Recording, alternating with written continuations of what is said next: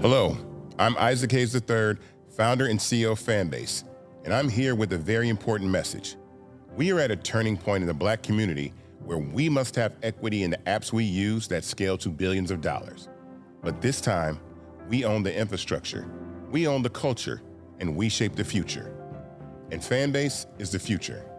Fanbase combines the free functionality of Instagram, TikTok, and YouTube into an all-in-one platform built for the evolution of social media and monetization.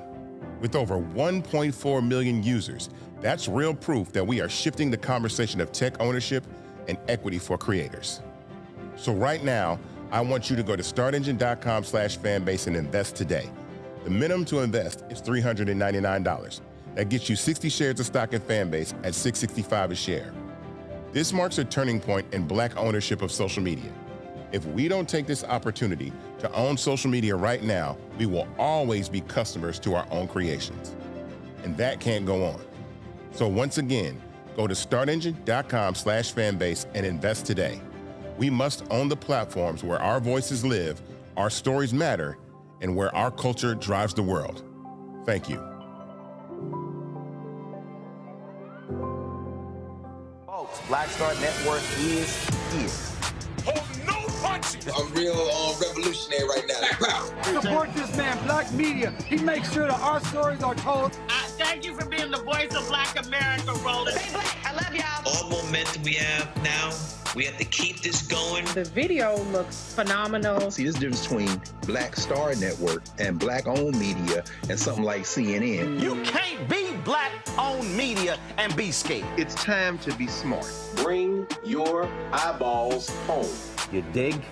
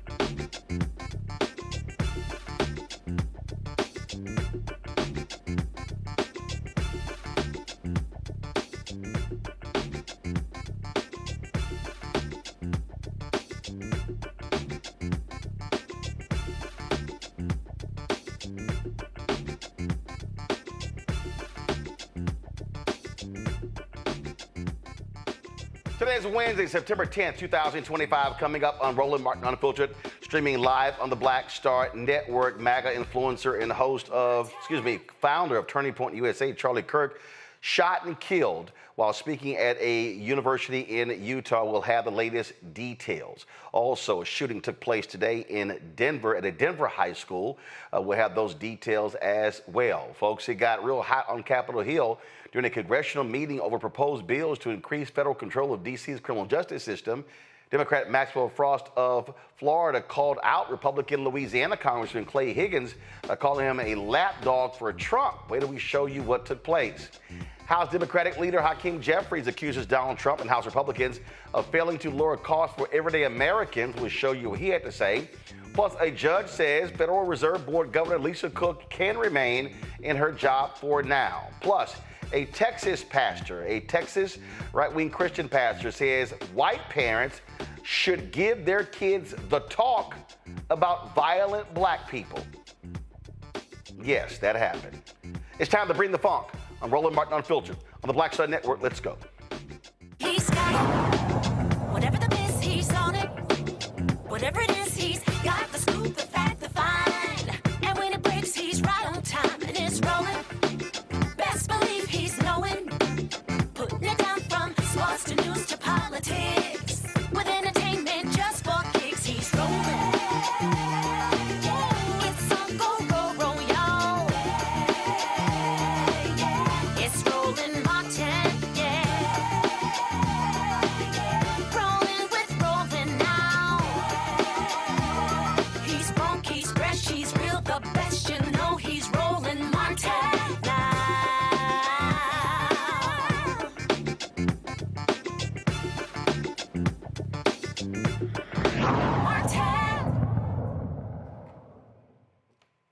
Political world is shocked with the events out of Utah, where Charlie Kirk, founder of Turning Point USA, a conservative organization charged with building up young people to support Donald Trump, MAGA, and Republicans, was speaking at a university where he was shot and killed. Shots rang out just as Kirk began speaking at Utah Valley State University. The commentator was hosting his well-known Prove Me Wrong table discussion at the time of the incident. The irony is in the situations that Kirk previously said that gun deaths are unfortunately worth it to keep the Second Amendment. A lot of people have been talking about that. There was video that was shown of police taking an individual down, but that has not been confirmed if that was the person who indeed fired the shot or persons. As of now, no suspects are in custody. Again, as we said, Kirk was answering questions from the audience, and this is what took place moments before he was shot. Utah Valley State University. How many transgender Americans have been mass shooters over the last 10 years? Too many.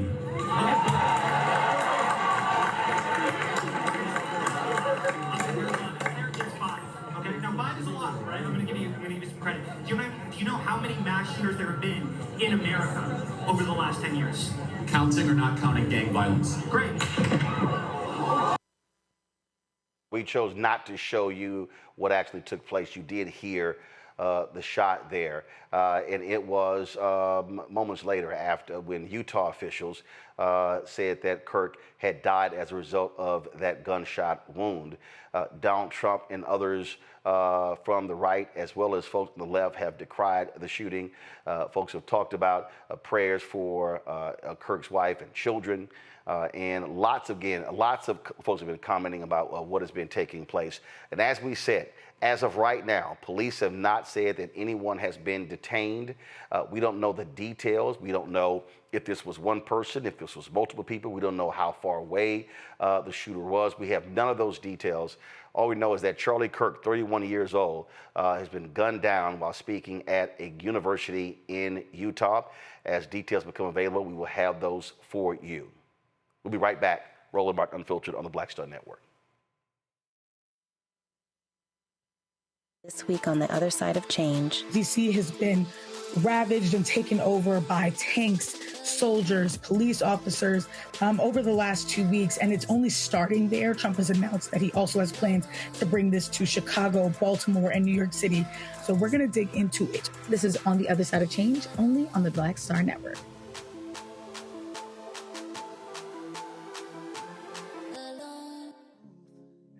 Black Star Network, what's happening? It's your man, Kim. And look, my new single, Rock With Me, is on fire. We debuted as the #1 most added and greatest gainer at R&B radio. So look, I want you to go check it out at musicbykim.com. Listen to it, download it, tell me what you think about it. Also, make sure you sign up to be a part of my community so we can stay connected. At Music by Kim on all social media platforms. Thank you for rocking with me. And keep love on the one. 'Cause I want you to rock with me. We live in a strange world till the darkness falls forever. Baby, let's be the dawn. When it feels like it's taking me over, you're making me stronger, my sweet love. Now that Roland Martin is willing to give me the blueprint, hey, Cyrus, I need to go to Tyler Perry and get another blueprint because I need some green money. The only way I can do what I'm doing, I need to make some money. So you'll see me working with Roland. Matter of fact, it's the Roland Martin and Cheryl Underwood show. Well, should it be the Cheryl Underwood show and the Roland Martin show? Well, whatever show it's going to be good.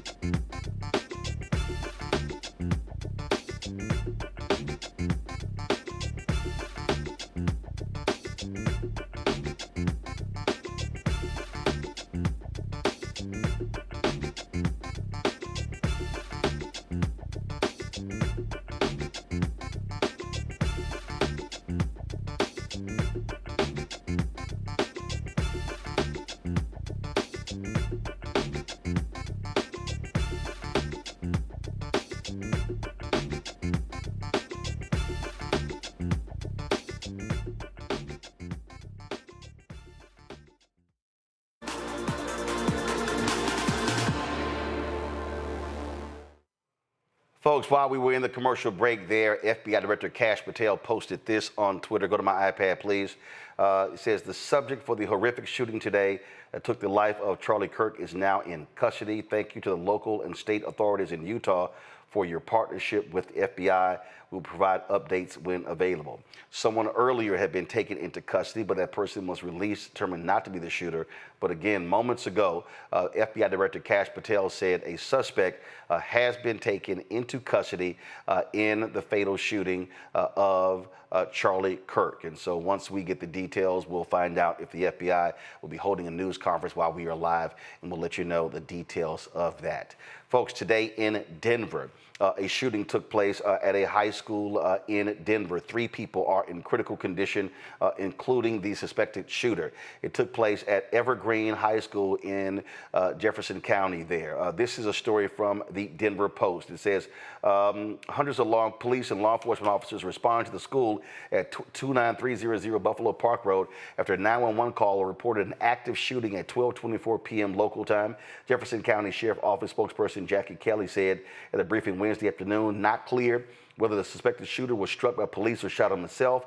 The juvenile suspect was a student at the school, but no additional information about their identity was available. According to the police there's no ongoing threat to the community.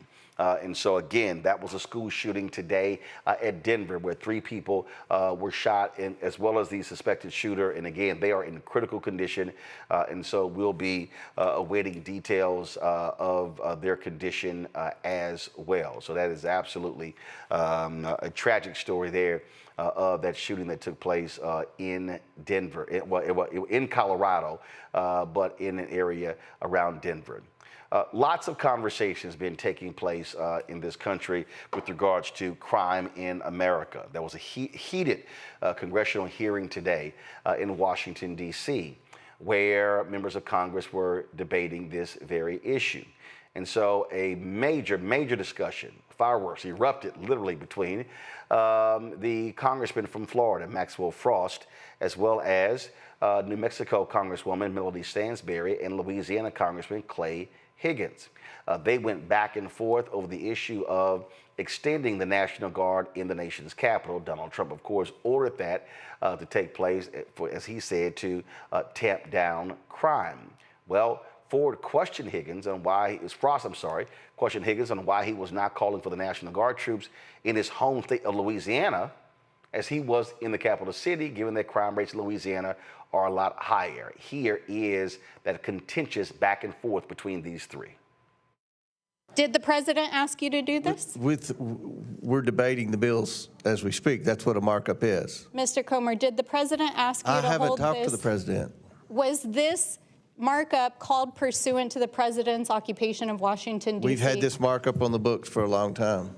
And so there was no coordination. You're participating in a markup. There was no coordination with the White House on this markup. I haven't talked to the White House, but I mean, there's so always didn't consult with the White House on this bill? We support the president's. You didn't consult with the White House on the development of a bill that would create the actual entity that he said he wanted? There was no coordination with the White House on this bill? We support what the president's done. We've sat back and watched, and we've seen the crime rates go down significantly in Washington, D.C., and we want to make sure that crime stays down in Washington, D.C. If you don't like the bill, you can vote against it. No, I'm asking you a question because we haven't heard this bill. Was this bill drafted in coordination with the White House?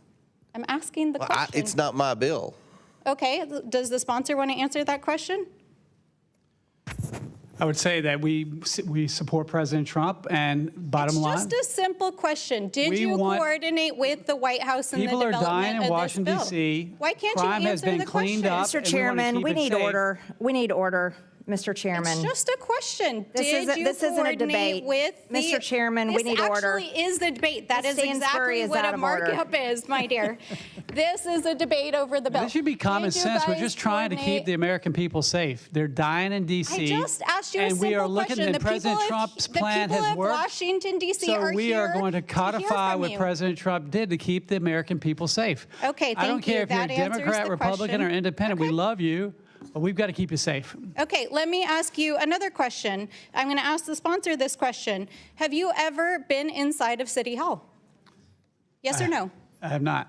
Have you ever attended a city council meeting here in Washington, D.C.? I have spoken with people all over D.C. Have you ever and attended a restaurants city and everything council else. meeting here in Washington, D.C.? And they thank us that they can walk down the street and walk their dog and ride on a subway without getting stabbed. Did you consult with the Without being mayor part of or a the drive-by. council or any members of And law without people enforcement coming in out the of Baltimore development and other of this places bill? because they know the laws are too lax here and it's not safe.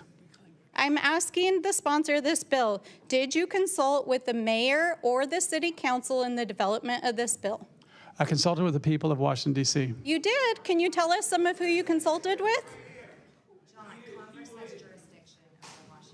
Can you tell us who you consulted with, sir? Congress has jurisdiction over Washington, D.C., but No, I I'm talked asking you a very simple question. Who did you consult with? And I Did just you told you. consult with I just answered you, but you're Did you not- consult with the law enforcement of Washington, D.C.? I talked to in the police development of officers this as bill? well, yes. I'm asking the I did. gentleman I spoke with who's- law enforcement. I spoke with restaurant owners. I spoke with people walking their dogs all around D.C. Oh, you and they talked said, to people thank walking God, their dogs. That's thank how God you we can developed walk the down the bill. street without being stabbed or mugged to be part of a drive-by. Oh, I can't okay. believe a Democrat, Republican, Independent would not like this common sense legislation Sir, do you live that in the keeps Washington? people safe. Do you live in the Washington, D.C. Well, the area? gentlelady We're all here. I'm asking you I've been a here question. 9 Are months. you a resident of Washington, D.C.? recognize her colleague from Louisiana. Sir, I have my time here. I'm asking the sponsor of the bill. You have debate time on your own. There's plenty of time to debate. Do you live here in the city of We Washington, are all D.C.? here in D.C. representing our districts across the country. Exactly, And we sir. have jurisdiction and so that over is Washington, exactly D.C. my point. If you wanted to run for mayor of Washington, D.C., then you could move to Washington and run in a democratic, free, and fair election. Time's and expired. actually become a Gentlelady's time's city official. expired. Any other member seek recognition? Mr. Chairman. I'd Mr. like to Mr. Chairman. Higgins. I'd just like to say that I'm glad that the gentlelady just performed in the manner that she did, because America is watching, and it exhibited, like this display. Your display, Jermaine's good put this on lady. pause. I'm quite sure you're a wonderful person.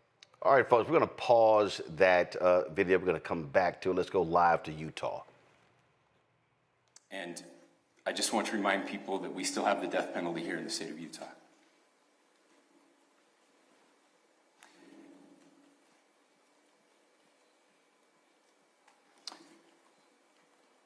Our nation is broken. We've had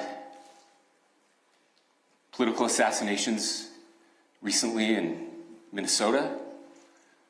We had an attempted assassination on the governor of Pennsylvania. And we had an attempted assassination on a presidential candidate and former president of the United States, and now current president of the United States. Nothing I say can unite us as a country. Nothing I can say right now can fix what is broken. Nothing I can say can bring back Charlie Kirk. Our hearts are broken. We mourn with his wife, his children, his family, his friends. We mourn as a nation. If anyone in the sound of my voice celebrated even a little bit at the news of this shooting, I would beg you to look in the mirror and to see if you can find a better angel in there somewhere. I don't care what his politics are. I care that he was an American. We desperately need our country. We desperately need leaders in our country. But more than the leaders, we just need every single person in this country to think about where we are and where we want to be. To ask ourselves, is this it? Is this what 250 years has wrought on us? I pray that that's not the case. I pray that those who hated what Charlie Kirk stood for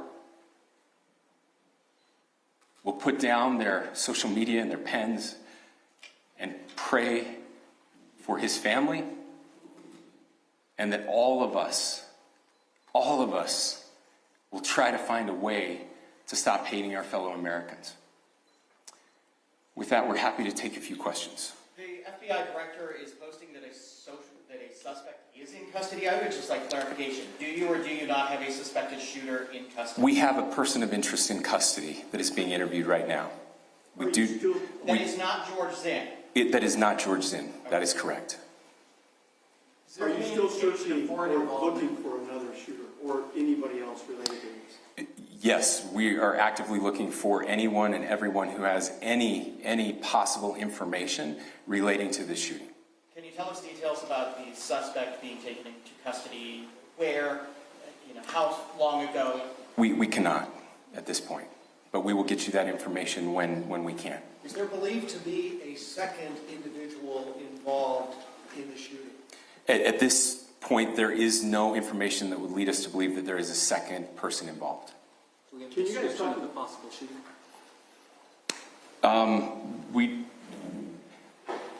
Do you want to talk about what we know there? Yeah.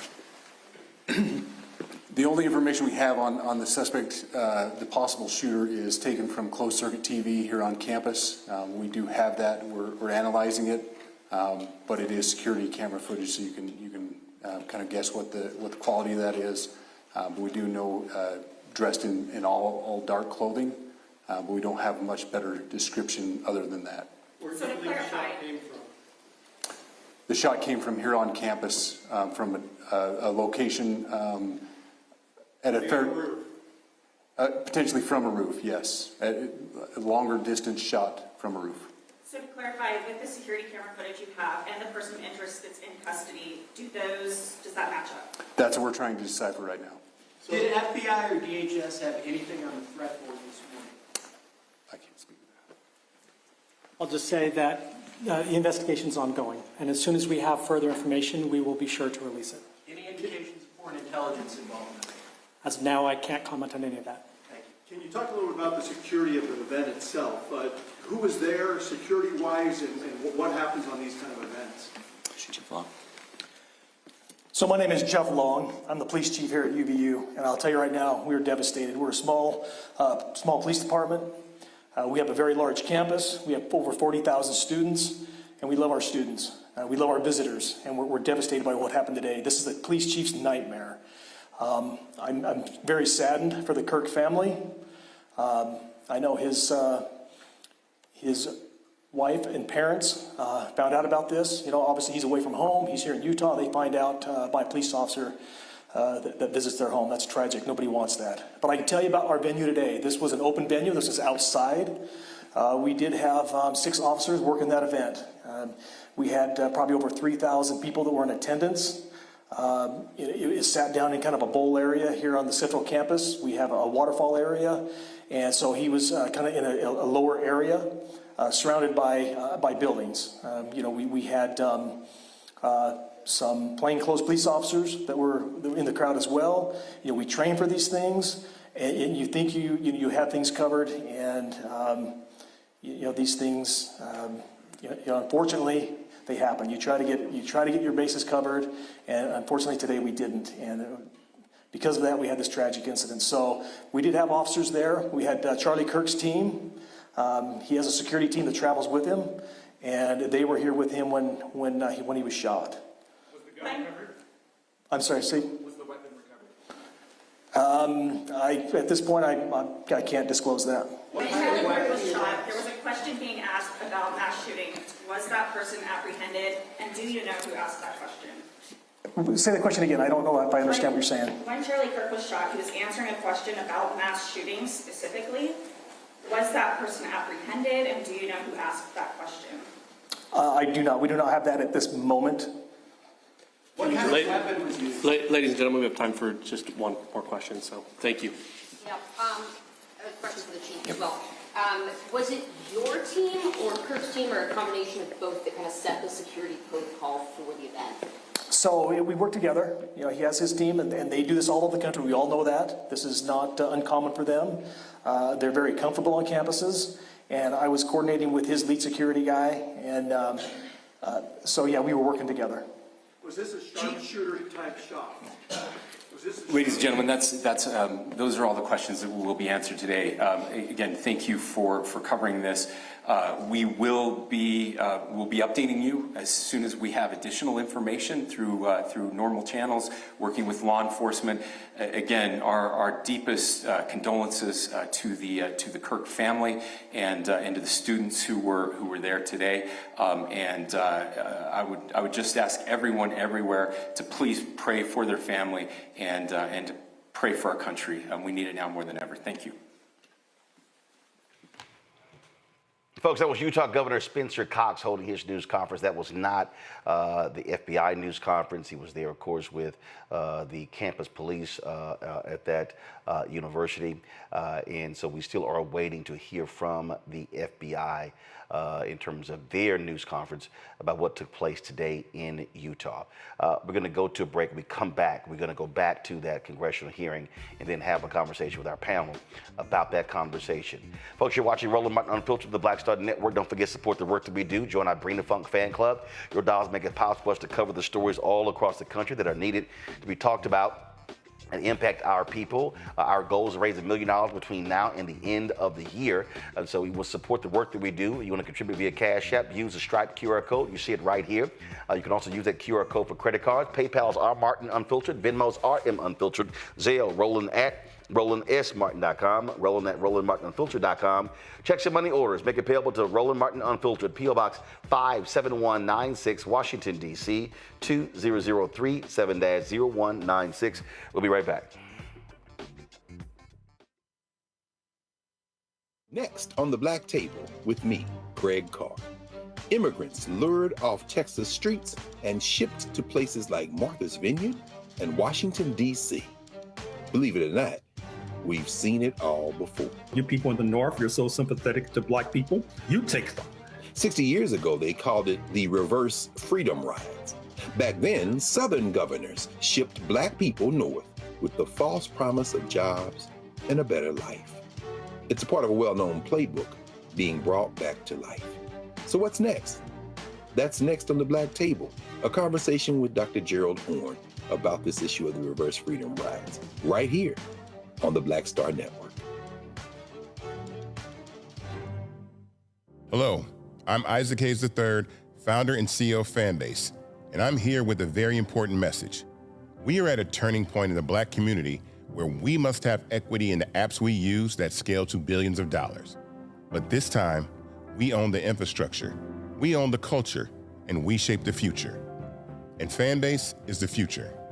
Fanbase combines the free functionality of Instagram, TikTok, and YouTube into an all-in-one platform built for the evolution of social media and monetization. With over 1.4 million users, that's real proof that we are shifting the conversation of tech ownership and equity for creators. So right now, I want you to go to startengine.com/fanbase and invest today. The minimum to invest is $399. That gets you 60 shares of stock in Fanbase at $665 a share. This marks a turning point in Black ownership of social media. If we don't take this opportunity to own social media right now, we will always be customers to our own creations. And that can't go on. So once again, go to startengine.com/fanbase and invest today. We must own the platforms where our voices live, our stories matter, and where our culture drives the world. Thank you. How you doing? My name is Mark Carey, and you're watching Roland Martin Unfiltered. Deep into it, like pasteurized milk without the 2%. We getting deep. You want to turn that shit off? We're doing an interview, motherfucker.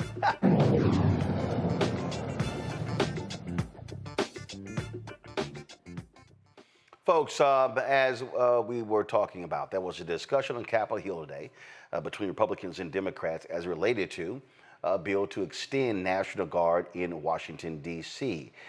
It was a back and forth between Congresswoman Melissa Stansbury, Congressman Maxwell Frost, and Congressman Clay Higgins.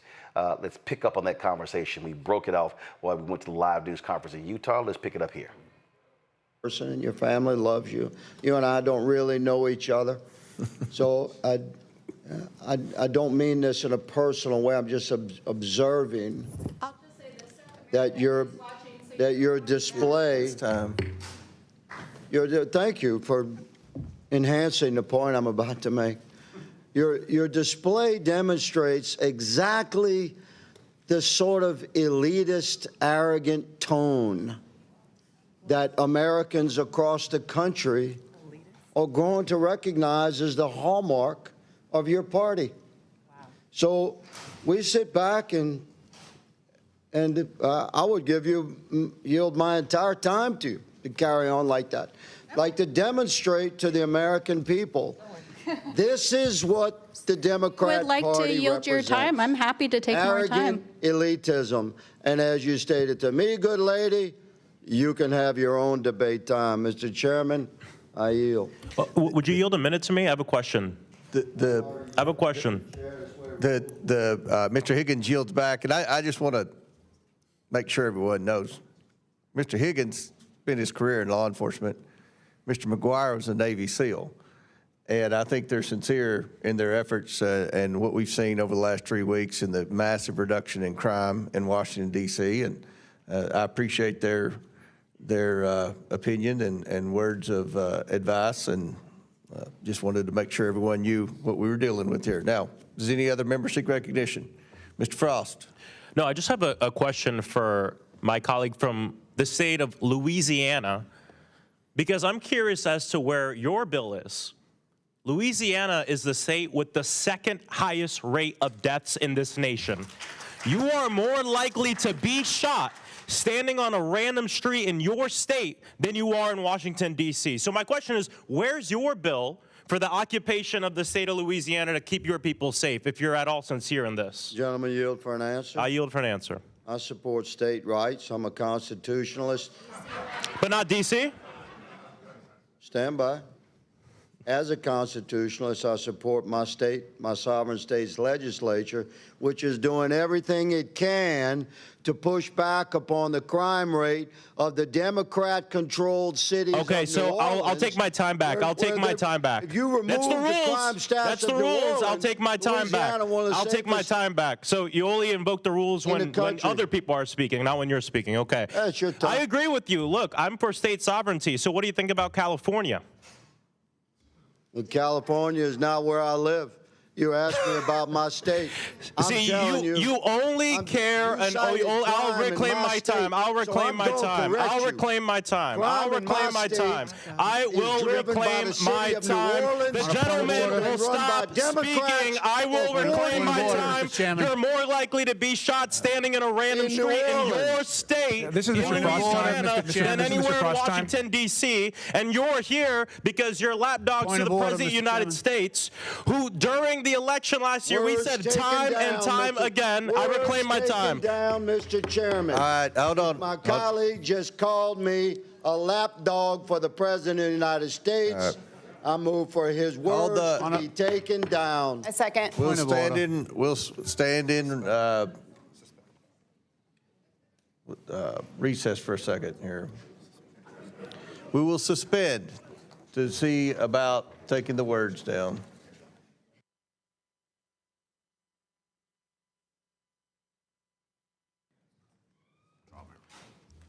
Mr. Chairman, I ask unanimous consent to withdraw my remark.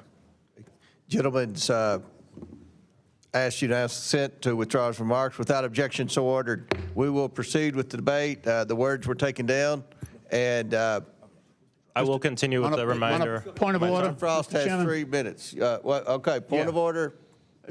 My point was that Mr. Frost has a right to his time. Yeah, unobstructed time, an opportunity to speak. And I think if we afforded him that right under the rules, then we wouldn't have this back and forth. That's fine. He started by asking if people would yield to a question. I think that's how it all started. He reclaimed his time, at least a half a dozen times. I'm giving him 3 minutes. Well, even though I don't have to because of the rules, I'm giving him 3 minutes. You're running this hearing, sir. Okay, I'm giving. Not a spectator. Okay, you got 3 minutes, Mr. Frost. Go ahead. This body is full of lapdogs, doing exactly what the president wants, when he wants it, not pushing back. And what we just heard, this exchange with me and my colleague, is indicative of the problem here. None of you know anything about Washington, D.C. You're talking about a so-called, walking down the street and talking with people that are walking their dogs, people in the restaurants you go to, which might not be full of people from D.C. anyway. And it's just sad. It is sad. We need D.C. statehood. There are people, yes, we need D.C. statehood. We need to put this behind us. We need to stop. It's wild to me that we're here debating with people from the Republican Party, a party that's supposed to be about states' rights and local rule and people, the consent of the governed, which is fundamental to our Constitution and this country. But before you, we have activists, organizers, people who are here to say that they want a voice. They want to be represented by the government that they pay taxes to. Free DC. Free DC. And it's just grand to sit here with other members who have higher murder rates than Washington, D.C., but not invite the president to occupy their own state with the military. So I think it's important that we're here today to have this debate, because this is a debate about what's going on in Washington, D.C., and why every American should be concerned. And why, of course, every American should be concerned about what the president's doing, but in many cases, even more concerned about the fact that Congress and that Republicans in Congress want to do nothing about it, and in fact, they want to enable it and do anything the president says. The gentleman couldn't even answer the question about if the bill was drafted with the White House. We know it was drafted with the White House. And so we say free D.C., and we'll continue to fight for the people of Washington, D.C., who deserve for their home to be a state, who deserve for their local officials that they voted for, their city council, their members, to make decisions about how to make sure that this is a safer place. And I gotta say, when we talk about crime, when we talk about violence, gun violence has been going down in this country the last 3 years. We still have a lot of work to do, but you guys talk about it and nothing happens. We put forth solutions and pass bills like the Safer Communities Act, and violence goes down in this country. That's the difference between us. I yield back. Folks, my panel, Dr. Zachary Kirk, educator and content creator out of Atlanta. Rebecca Carruthers, she is president and CEO. Fair Election Center out of Washington, D.C. Tyler McMillan, social justice leader and movement strategist out of D.C. as well. Rebecca, I want to start with you. That debate that you saw right there, to me, really speaks to a very basic fundamental issue. I love how Congresswoman Stansberry just walked through by saying to Congressman Clay Higgins of Louisiana, have you ever been to a D.C. council meeting? Have you ever actually talked to the folks? No, he said, I heard from people in D.C. restaurants. So here's a member of Congress from Louisiana who literally knows nothing about Washington, D.C., who operates in this sort of safe zone of areas around the Capitol or whatever. And he's opining about the nation's capital. He's not he cannot point to you on a map the high crime areas in Washington, D.C. And then when challenged about the very high crime rates in his own state, then he wants to get upset. The congressman from Louisiana said that he also listened to people out walking their dogs.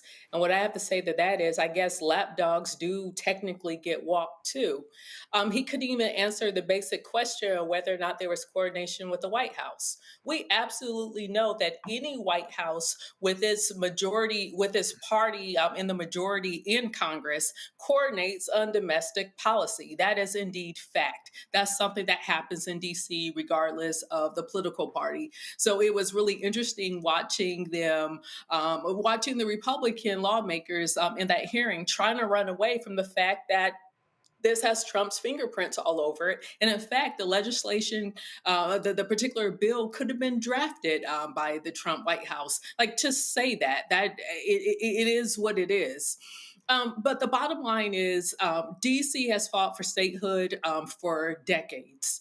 And criticism that I launched, I think last month on your show, Roland, is that there have been times when the Democratic Party has had a trifecta. They've held the White House, held the Senate, and held the House. So at some point, this should be a nonpartisan issue, but I would also expect the Democratic Party to want to support DC statehood. So DC is not stuck in the position in which it is now, where it's fighting this MAGA-led Congress on whether or not home rule will continue.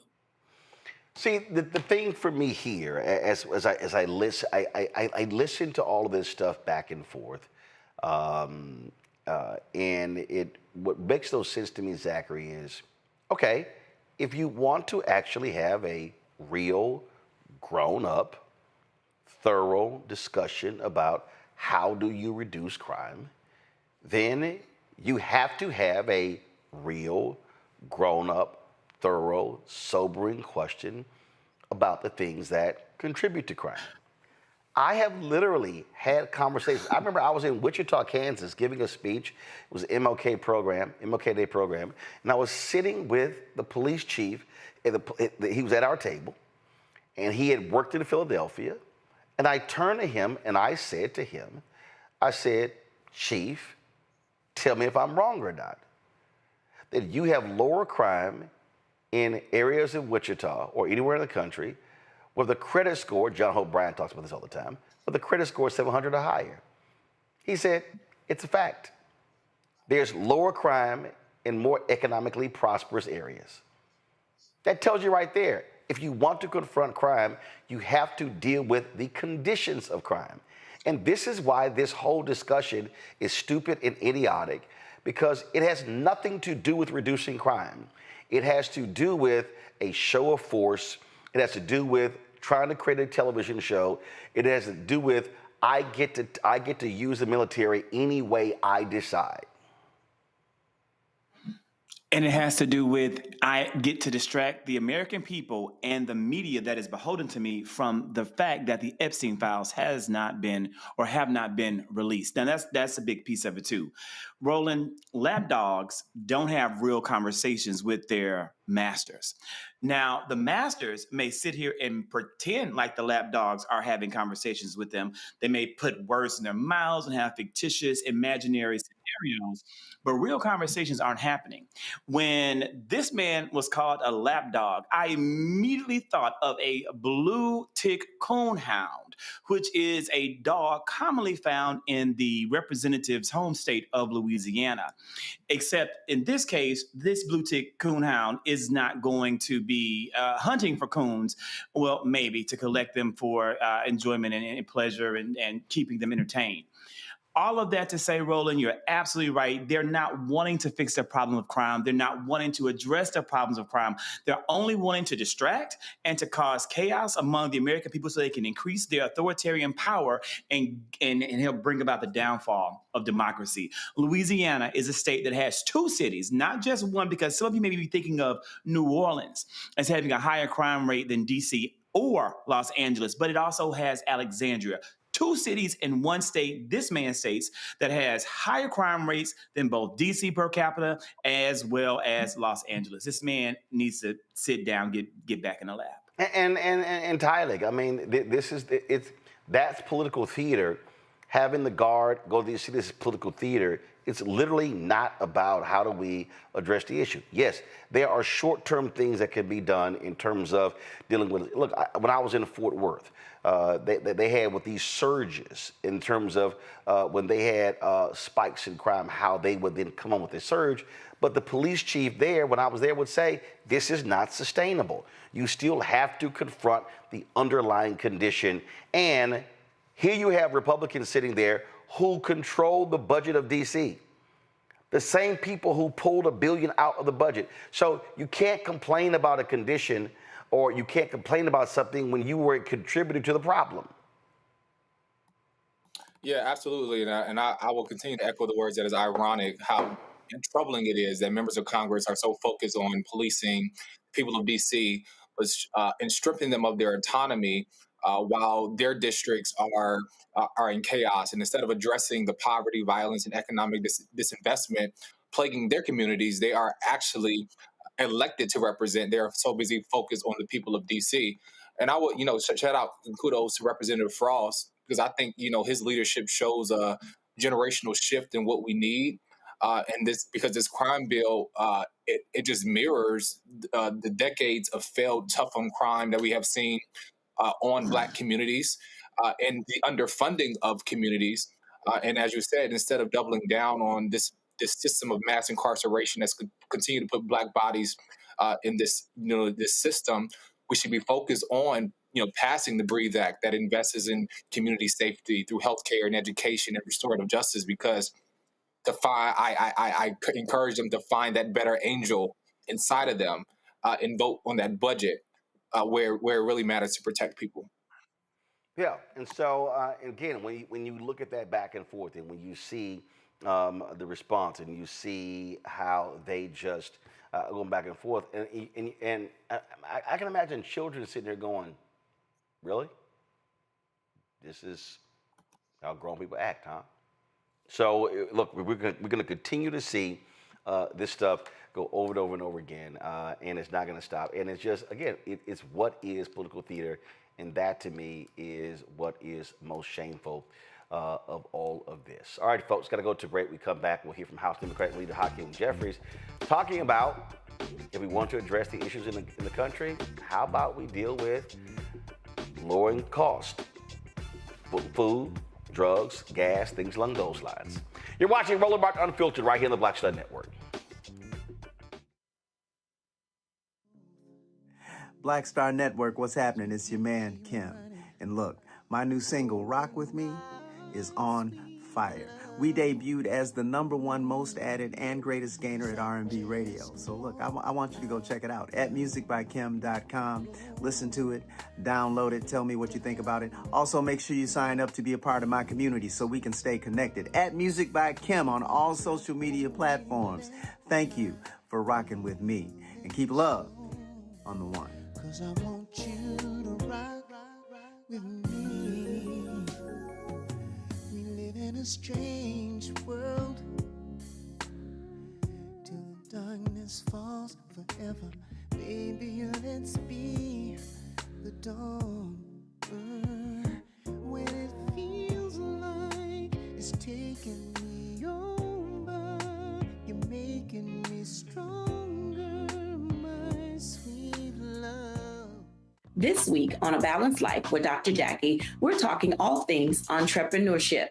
Whether you want to jump right in, take a leap of faith, or you've just been thinking about it for a while, we're having a one-on-one candid conversation with Dr. Tierney, our level up coach and YouTuber of the amazing Hey Sugar. So let's talk about entrepreneurship. Before you jump out here, know that it is some work that goes into it. And not necessarily the work in the business itself, but some inner work. That's this week on A Balanced Life with Dr. Jackie on Black Star Network.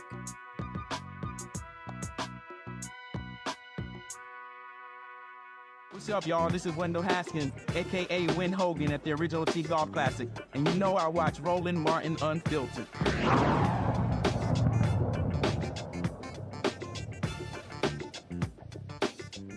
Folks, welcome back to Roland Martin Unfiltered right here on the Black Star Network. House Democratic Leader Hakeem Jeffries says if Congress wants to do its job, and if Donald Trump wants to do his job to really help the Americans, how about you put in the work to lower prices? Democrats have made clear to the American people over the last several weeks that this country is far too expensive. The cost of living is way too high, and Donald Trump, as well as House Republicans, have failed to do anything about it. Donald Trump and House Republicans promised to lower the high cost of living on day one. Costs haven't gone down in the United States of America. It's gone up. America is too expensive. Inflation is on the rise. And Donald Trump and Republicans have failed to keep their core promise to make life more affordable. Housing costs are too high, health care costs are too high, child care costs are too high, utility costs are too high, electricity bills are skyrocketing as we speak because of the failed policies of Donald Trump and the one big ugly bill. And the American people are struggling to live paycheck to paycheck, can't thrive, and in so many instances can barely survive. America is too expensive.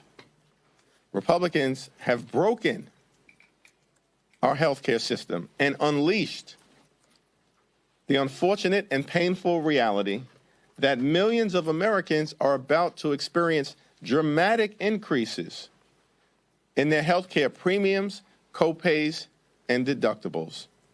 Millions of families will incur thousands of dollars in additional healthcare costs a year when they are barely making it right now. Democrats are prepared to support a bipartisan spending agreement that meets the needs of the American people in terms of their health, public safety, and economic well-being. But we will not support a partisan Republican spending bill that continues to rip away health care from the American people. Questions? Do you consider a clean CR to be inadequate in that way? In March, House Democrats strongly opposed the partisan Republican spending bill that hurt everyday Americans in a variety of ways, including making their health care more expensive. A continuing resolution that continues the failed policies of the Republican Party that we voted against is not the type of policy that actually meets the needs of the American people. Democrats broadly agree on two things. One, Republicans have launched an extraordinary and unprecedented attack on the health care of the American people. Extraordinary and unprecedented attack. Ending Medicaid as we know it. Setting in motion the closure of hospitals, nursing homes, and community-based clinics all across the country, including disproportionately in rural America. More than 20 million Americans are likely to confront skyrocketing healthcare premiums, copays, and deductibles because of the Republican refusal to extend the tax subsidies for the Affordable Care Act. As a result of the Republican one big ugly bill, Medicare is facing a $536 billion cut at the end of this year. And on top of all of that, Republicans are now trying to jam down the throats of the American people an appropriations bill that was just voted out of the Labor H subcommittee and then the Appropriations Committee that represents an all-out attack on public health, on medical research, on vaccines, and on the Centers for Disease Control. An all-out attack on health care is what we are in the midst of right now. Every single Democrat stands against that and believes it is important at this moment because of the extraordinary attack on health care and the fact that it is a cost of living issue. Housing and health care being the two most expensive parts of day-to-day life for everyday Americans, that we cannot, under any circumstances, support a partisan Republican bill that continues to rip health care away from the American people. I believe that's a consensus position that brings together progressives, New Dems, Blue Dogs, Battleground members, and all points in between. That particular point there, Zachary, I want to start with you. the data is abundantly clear what we are seeing. We are seeing a significant weakening of the job market because of what Doge did earlier this year, the massive layoffs that are taking place. When people get laid off, they're not buying food, it's housing. Now you're seeing homes on the market. We're seeing farmers, people who voted for Donald Trump in red states, talking about we need a bailout. I mean, so this thing is metastasizing. And what's crazy is that Republicans are going along with it. And what's also interesting to me, when you look at all of this economic data, I remember, my God, for 4 years, it was recession is coming, and it never actually came. And we are facing a more perilous economy today than we did at any time during 4 years of Biden-Harris.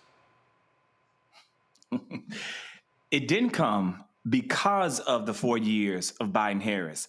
Because of the strategic leadership of the Biden-Harris administration, the fact that President Biden surrounded himself with the best economic minds that this country has to offer, this nation was able to pull itself out of the COVID pit that Donald Trump threw us in and begin an economic recovery that resulted in the largest bipartisan legislation ever that created jobs and that is still creating jobs right now in 2025 that is actually bolstering parts of Donald Trump's economy, no matter how determined he and his administration may be to tank us and take us to the brink of economic and financial ruin.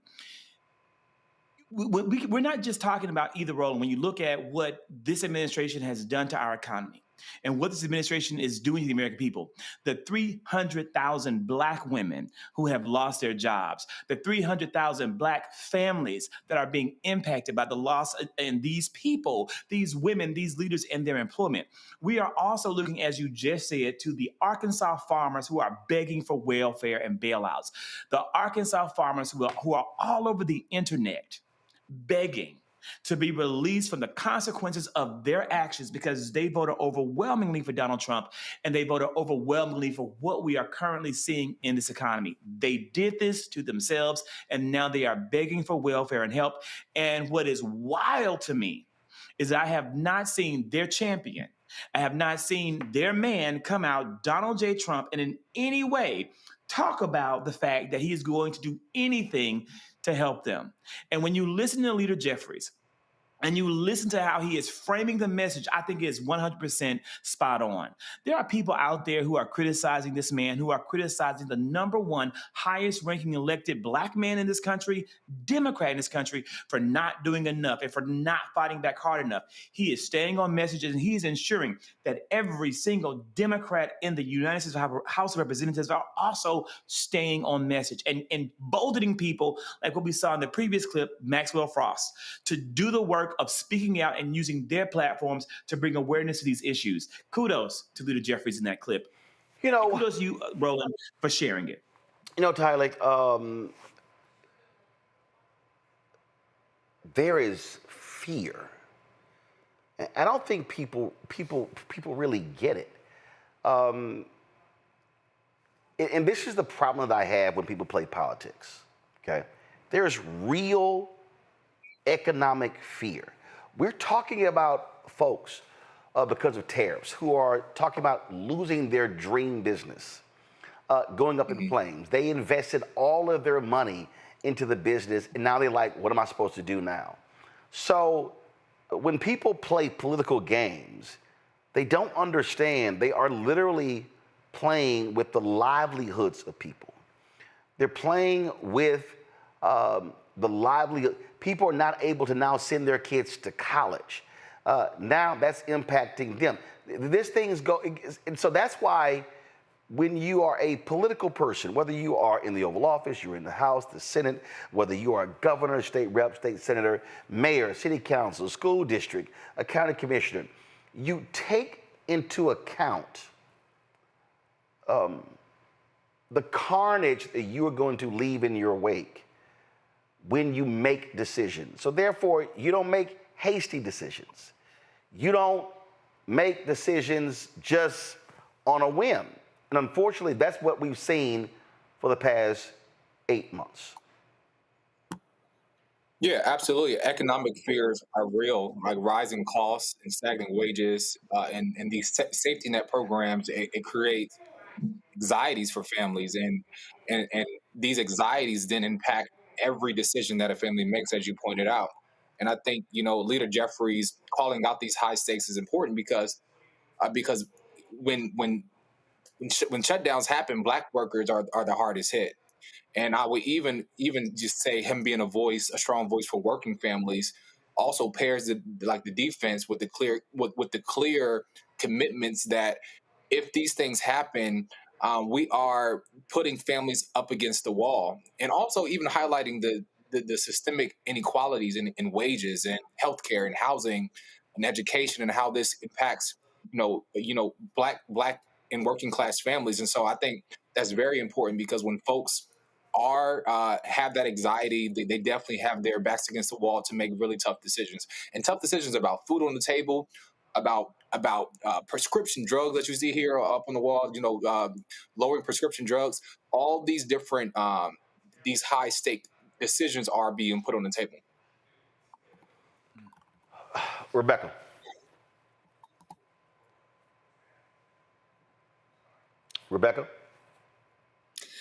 Yeah, absolutely. So not only is it important with what not speaker yet, with what Hakeem Jeffries was talking about, especially as we understand that there could be a pending government shutdown that's on its way.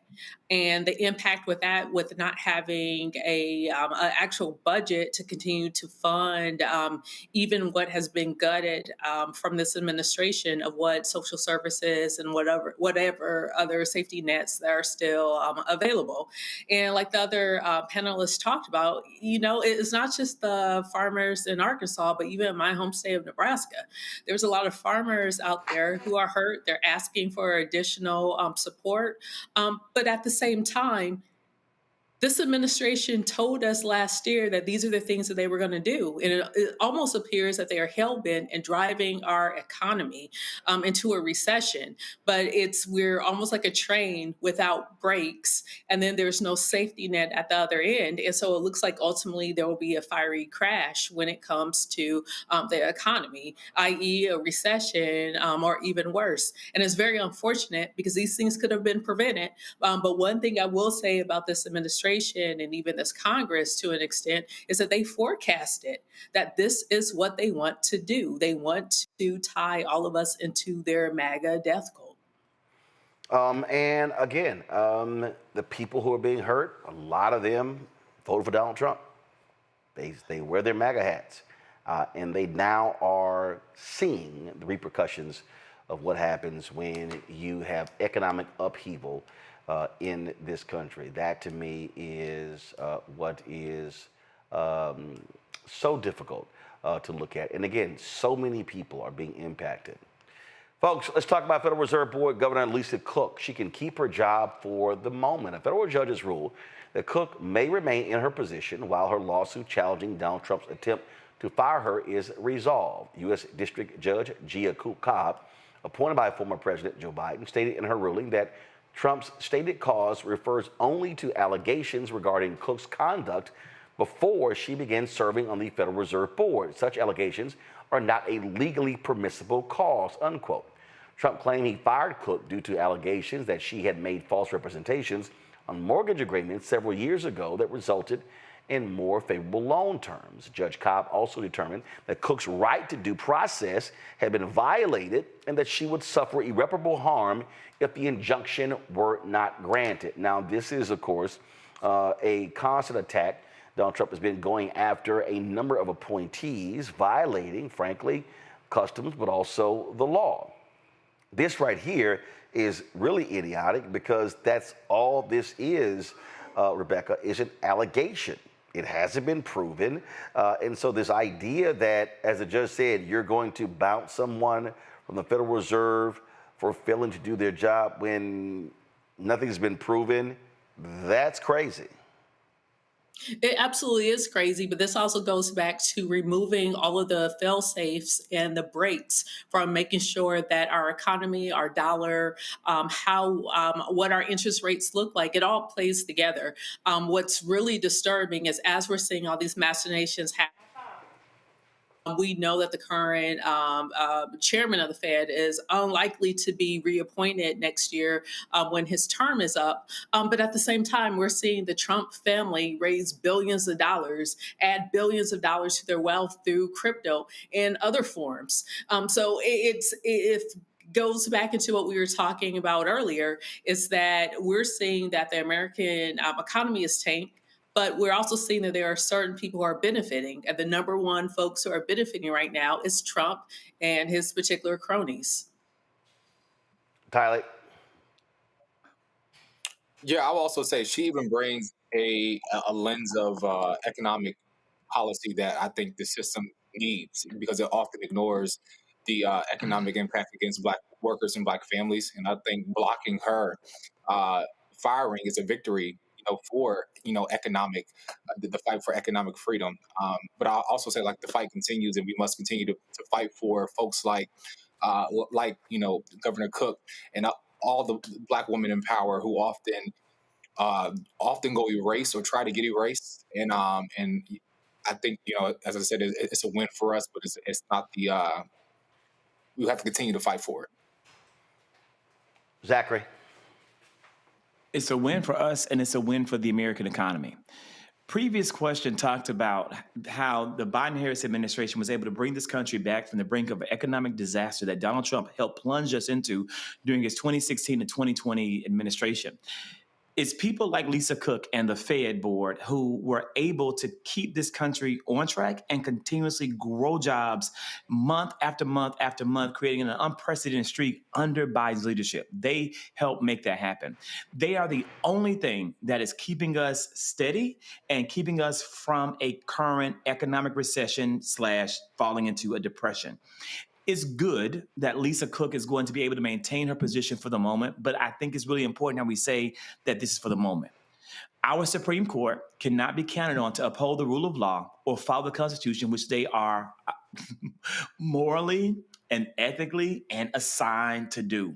And I'm worried about it, and I'm concerned. But I do, and I'm thankful for the wins that we have in the moment, because they make a big difference. But we need the American people out there to understand how this works and to be prepared to fight and resist in any available. The time comes as we approach those 2026 midterms, because elections have consequences, and we're living with those consequences every single day. This woman was removed by Donald Trump supposedly because of some mortgage issue, but this man turned right around and he appointed, or he recommended, this man Stephen Mirren for the job, who doesn't have the same allegations, but actually has been found guilty of wrongdoing with those allegations. That's the level of fraud and corruption that we, the American people, voted for, and those are the consequences that we, the American people, are having to suffer through as we approach 2026. People don't forget, elections have consequences. Indeed, indeed. All right, folks, going to a break. We come back. Vice President Kamala Harris has a new book out called 107 Days. Excerpt has been dropped, and already it has got people talking. We'll talk to her former communications lead, Ashley Etienne, about this. And trust me, y'all, I got a couple of things to say about this as well. That's next. Roland Martin Unfiltered on the Black Star Network. Don't forget to support the work that we do. Join our Brina Funk fan club. Your dollars make it possible for us to cover the news that matters to our people. You want to support us via Cash App. Use the Stripe QR code. You see it right here on the screen. You see it right there. And you can also use the QR code for Stripe for credit card applications as well. Folks, PayPal's R Martin Unfiltered, Venmo's RM Unfiltered, Zelle, Roland at RolandSMartin.com, Roland at RolandMartinUnfiltered.com. Checks and money orders, make it payable to Roland Martin Unfiltered, P.O. Box 57196, Washington, D.C., 2003 7-0196. We'll be right back. This week on The Other Side of Change. D.C. has been ravaged and taken over by tanks, soldiers, police officers over the last 2 weeks, and it's only starting there. Trump has announced that he also has plans to bring this to Chicago, Baltimore, and New York City. So we're going to dig into it. This is On the Other Side of Change, only on the Black Star Network.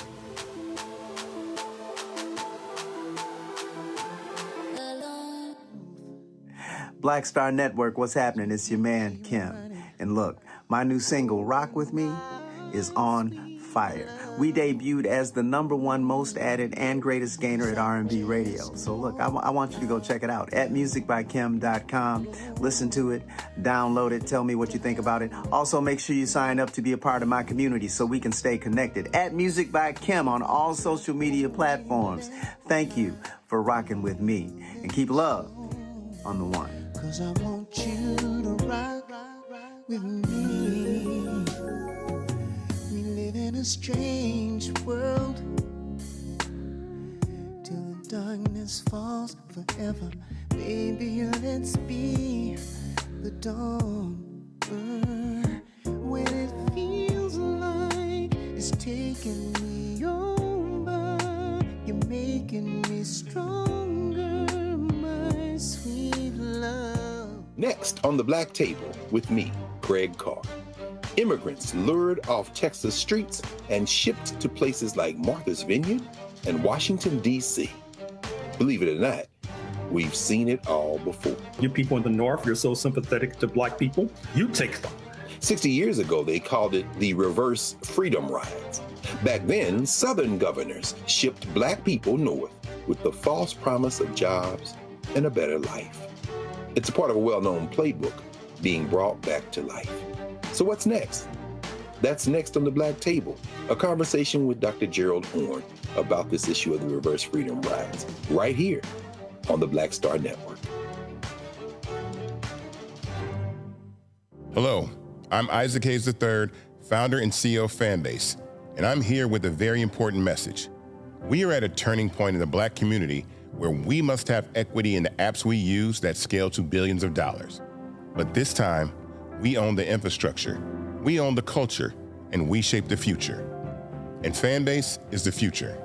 Fanbase combines the free functionality of Instagram, TikTok, and YouTube into an all-in-one platform built for the evolution of social media and monetization.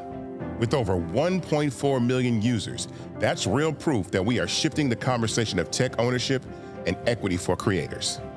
So right now, I want you to go to startengine.com/fanbase and invest today. The minimum to invest is $399. That gets you 60 shares of stock in Fanbase at $665 a share. This marks a turning point in Black ownership of social media. If we don't take this opportunity to own social media right now, we will always be customers to our own creations. And that can't go on. So once again, go to startengine.com/fanbase and invest today. We must own the platforms where our voices live, our stories matter, and where our culture drives the world. Thank you. Hatred on the streets, a horrific scene, a white nationalist rally that descended into deadly violence.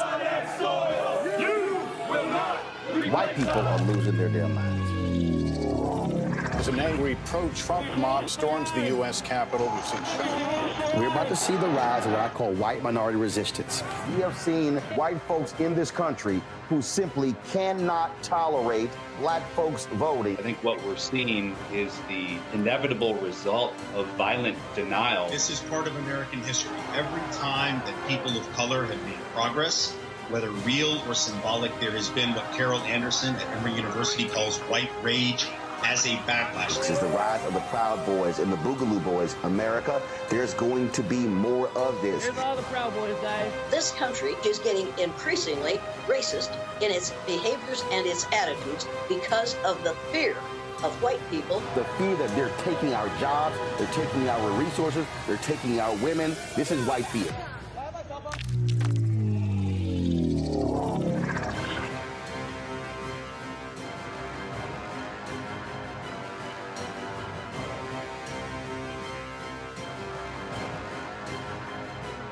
Hey, yo, what's up? This is Mr. Dalvin right here. What's up? This is KC. Sitting here representing the JODECI. That's Jodeci. Right here on Roland Martin Unfiltered.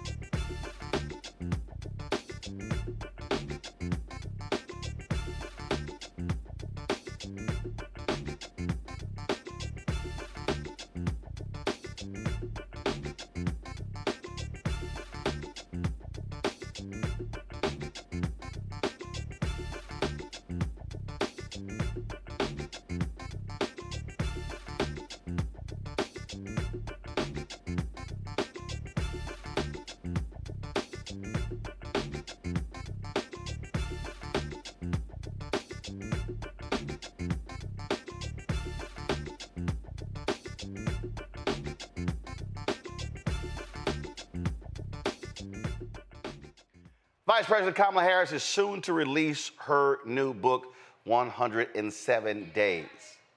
It details, of course, the process after Joe Biden dropped out of the presidential race, and she actually took over as the nominee. And the first excerpt from the book,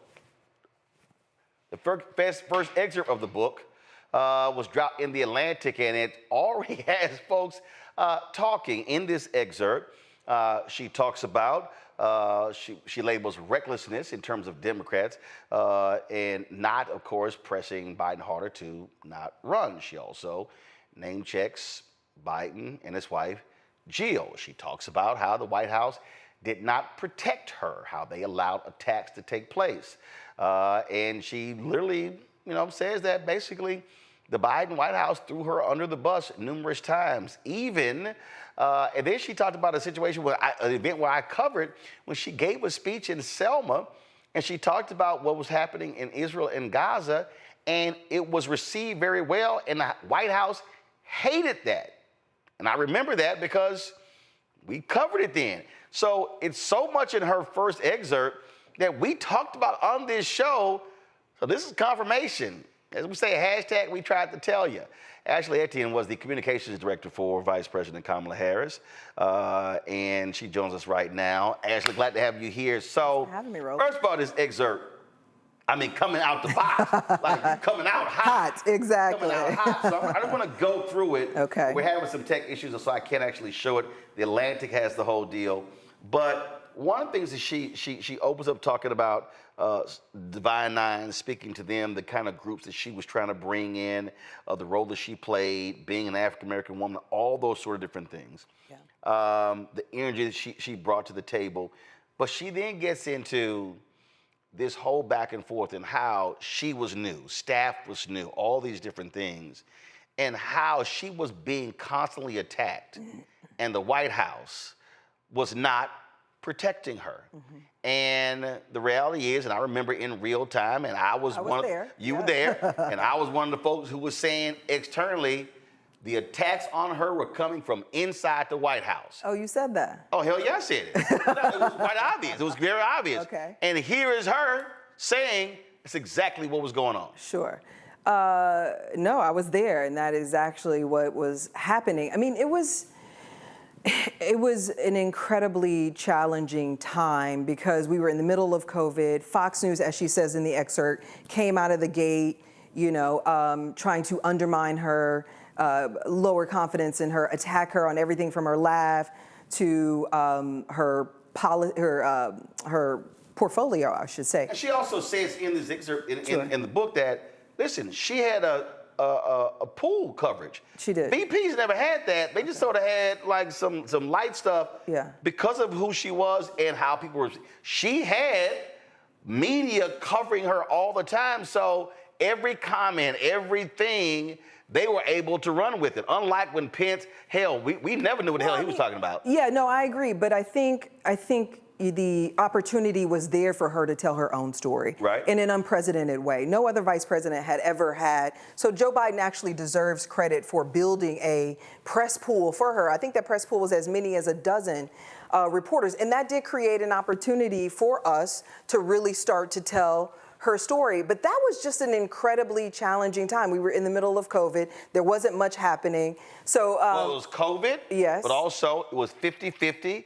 She couldn't leave D.C. a lot. No. So even when... So that's when the narrative started to bake. Where is Kamala Harris? Right. And it was kind of like, y'all, there were so many ties. She broke the record of the most ties in history because she had to stay in D.C. a lot. And you're right, for all of 2021, for a lot of 2022, both she and Biden were grounded. Yeah, can I just say this, though, to your point about the attacks coming from within? That's absolutely true. There's a lot of truth to both sides, that there were attacks that were coming from within. But here's the thing I would like to just sort of level set, is that, the job of the West Wing is to promote the president. Yes. The job is not to promote the vice president. There were times in which we asked for their help. There were times in which they gave it. There were times in which they did not. We got to a sort of, when we hit a fever pitch, we're incredibly frustrated with the West Wing because we felt like they could have done more to inoculate her from criticism. But I will say the one thing that people hardly ever talk about, and I hope she gets into this in her book, is that really fortified her in a lot of ways. It really positioned us to identify what her long-term needs were to build that outside infrastructure, because you couldn't depend on it from within the West Wing or from within the White House, which became helpful to her as she as she started to move down the process and when she launched her own campaign. That infrastructure was there. That's why I was able to kick in that quickly. You remember when there were questions about whether or not she should be next, you had the CBC coming, a whole lot of outside advocates, organizations. We started to build that foundation for her because we realized we were going it alone. But here's, and again, this is just the first excerpt. Sure. But if we just take this thing back, the reason her being vice president was so completely different, and also the reason why you had so much press attention on her was because he was old. And so one of the things, right, and so it was from day one, it was a lot of one term, she's gonna run, all of that. And that created some tension. First of all, that created some tension. I'm gonna say, Roland's gonna say, no, that created a lot of tension. Okay. And let me also be clear, a lot of that tension, it was West Wing, but a lot was East Wing. And there's some stuff that I know, but hopefully it's in the book. So, so all of a sudden, here you have this young, vibrant, African-American woman, juxtapose Joe Biden, old white guy, in terms of movement. To your point, Biden did things with her that Obama never did with him. Oh, absolutely. There were so many times when she spoke before him. Absolutely. As opposed to just staying there and be quiet. We used to laugh the Biden people out of the room. We used to laugh them out of the room when they wanted to do things. I mean, the job is not for us to make room for you. What Biden did effectively well is he made room for himself. You remember when he got ahead of the president on gay marriage, for example? Yes. He made his own space for himself. I remember. And I also remember during that time when he was trying to he was giving Obama advice when it came to the Affordable Care Act and the nuns and Catholics, they weren't listening. And Biden was like, well, that was a private conversation he had with some Sunday morning show host. He talked about, he was like, they wasn't paying attention. I tried to tell him. But in this case, so he was providing that. But the issue here, and I think people need to understand, there's a difference between what Biden wanted to happen and what the people around Biden wanted to happen. Okay. And what she touches on in here, because when she talks about the attacks, she says, when Fox News attacked me on everything from my laugh to my tone of voice to whom I dated in my 20s or claimed I was a DEI hire, the White House rarely pushed back with my actual resume. 2-term elected DEA, top cop in the second largest Department of Justice in the United States, senator representing 1 in 8 Americans. Lorraine Bowles, my chief of staff, constantly had to advocate for my role at events. Quote, she's not going to stand there like a potted plant. Give her 2 minutes of remarks, have her introduce the president. They had a huge comms team. They had Karine Jean-Pierre briefing in the press room every day, but getting anything positive said about my work or any defense against untrue attacks was almost impossible. And the thing that she talks about when she went to France with Macron and how all these different happened. But this is one of the things that she references that this is where it came back to bite them. Okay. So because they were allowing certain things to happen, and we know a lot of I remember the stories. She addresses losing staff and she's hard to work with. All of that plays a role in her poll numbers coming down. The problem is they never thought they were gonna need her in 24. So the problem is you created this thing of suppressing her.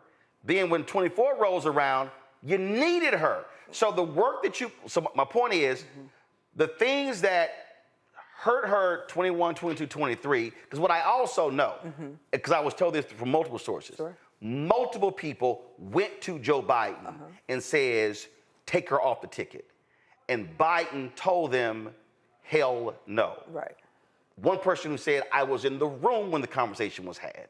And so there were people who were saying, take her off, take her off, take her off, she's gonna get replaced. The team around him. Outside people as well, Democratic donors, folks on Capitol Hill. So the problem is you allowed attacks on the VP from inside and out, and the problem is that contributed to those poll numbers being so low, and then when she all of a sudden has to run, that now is a hindrance, so you played a role in that stuff actually happening. Well, I don't disagree with that, but I think the most important point is they had conflicting interest.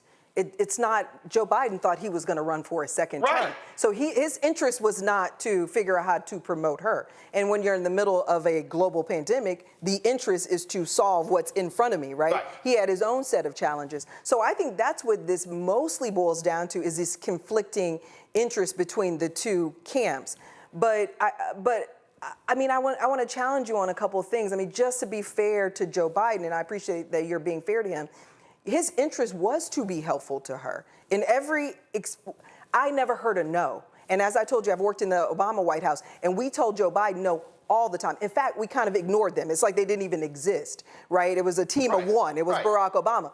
But I never heard Biden himself or Biden's close people ever tell her, no, you can't do that, no, you can't do that. I never heard that. Now, that could have happened after I left. Right, so she writes this here. Worse, I often learned that the president's staff was adding fuel to negative narratives that sprang up around me. One narrative And by the way, I said that to them. Gotcha. To the team, my team. I mean, when I was on the VP's team, I said, this is coming from internally. She writes, one narrative that took a stubborn hold was that I had a chaotic office and unusually high staff turnover during my first year. She said the plain fact is many people who come to work with the new administration in the White House haven't done it before.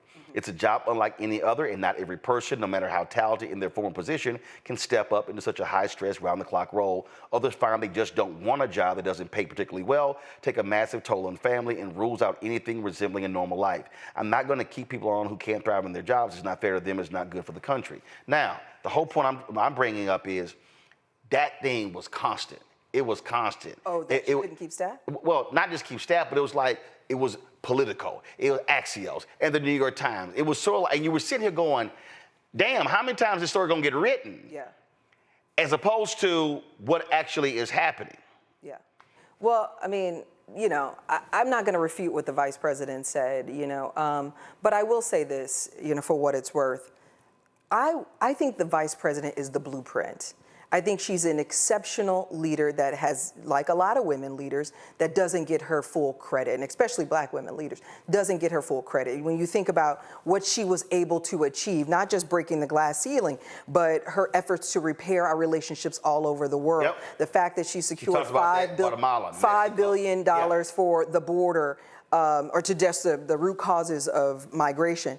I would say that the third is her work on maternal health, you know, leading the fight on reproductive rights, all of that stuff. So my advice as a strategist would have been to write a different book, honestly. And the reason why I say this is because Kamala Harris is... Well, first of all, this is just one excerpt from the book. So we don't know the full breadth of what's in the book. Absolutely. But the book is focused on the 107 days. That's how it's framed up. So my point would have been to focus on 4 years and not 107 days. Absolutely. And the reason why I say that, if you don't mind? Go ahead. The reason why I say that, because I think that's the book that my daughter and her generation need to hear. They need to hear how she broke a glass ceiling, and they need to hear what she was able to achieve. Right. The second point I would add is because her Achilles heel has always been that people don't know her, don't know what she stands for, and doesn't know what she's done.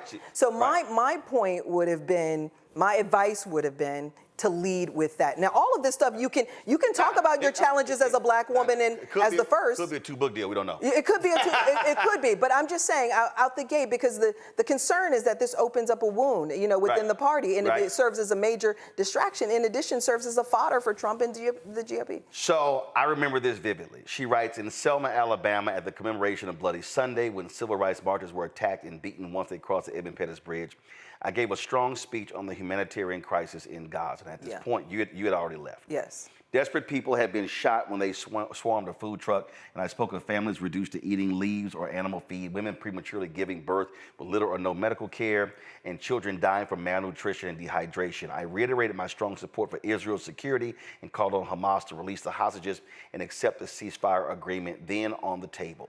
I also called on Israel for greater access to aid. It was a speech that had been vetted and approved by the White House and the National Security Council. It went viral, and the West Wing was displeased.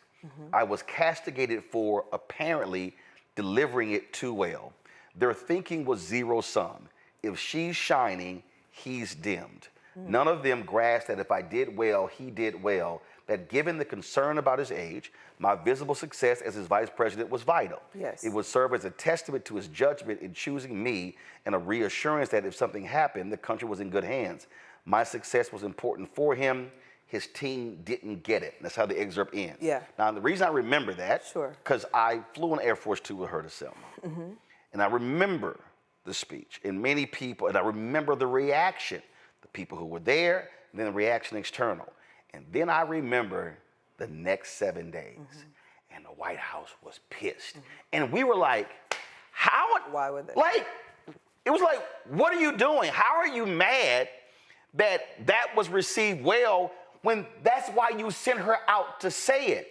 It was the most unbelievable. And it's vetted by them, right? Right. It was like, and in fact, the speech had been changed, and they literally had approved every word in it. So I remember covering that in real time, and what she's saying, and hearing that, and it was like, how are you mad?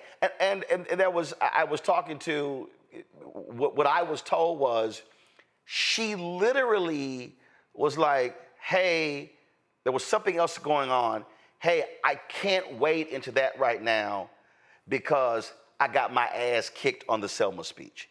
It was the dumbest thing in the world. I was just sitting there going, that's why you have a vice president. Yeah, I mean, there were many days, many nights where I went over to the West Wing and argued that it was in his interest to help elevate her, that it was in his interest to protect her and inoculate her, that it was in the party and the nation's interest to position this woman, an historic figure, to position this woman successfully for whatever was to come. Because the reality is, when we started in the White House the first year, we walked in and the understanding between her and the staff is that you could be the president at any moment. Right. Literally. Like, that's a fact. you have to be prepared to be every vice president, but definitely her because of his age. So you're absolutely right, and she's absolutely right. We were insanely perplexed by the fact that they didn't seem to absorb that concept. And the only thing I can attribute it to is that they had these conflicting interests. That why would I need to promote you if I'm going to be next in line, if I'm going to run for 2 terms? But can I just say this? I mean, I love Joe Biden, but if I want to extend this argument, I would extend it all the way through the election.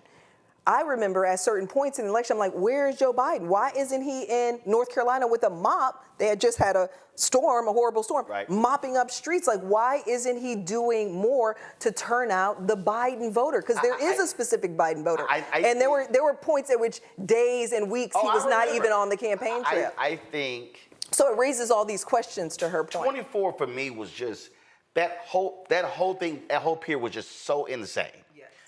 And remember, we had not seen an incumbent president step aside since LBJ in 1968. And his numbers were so low.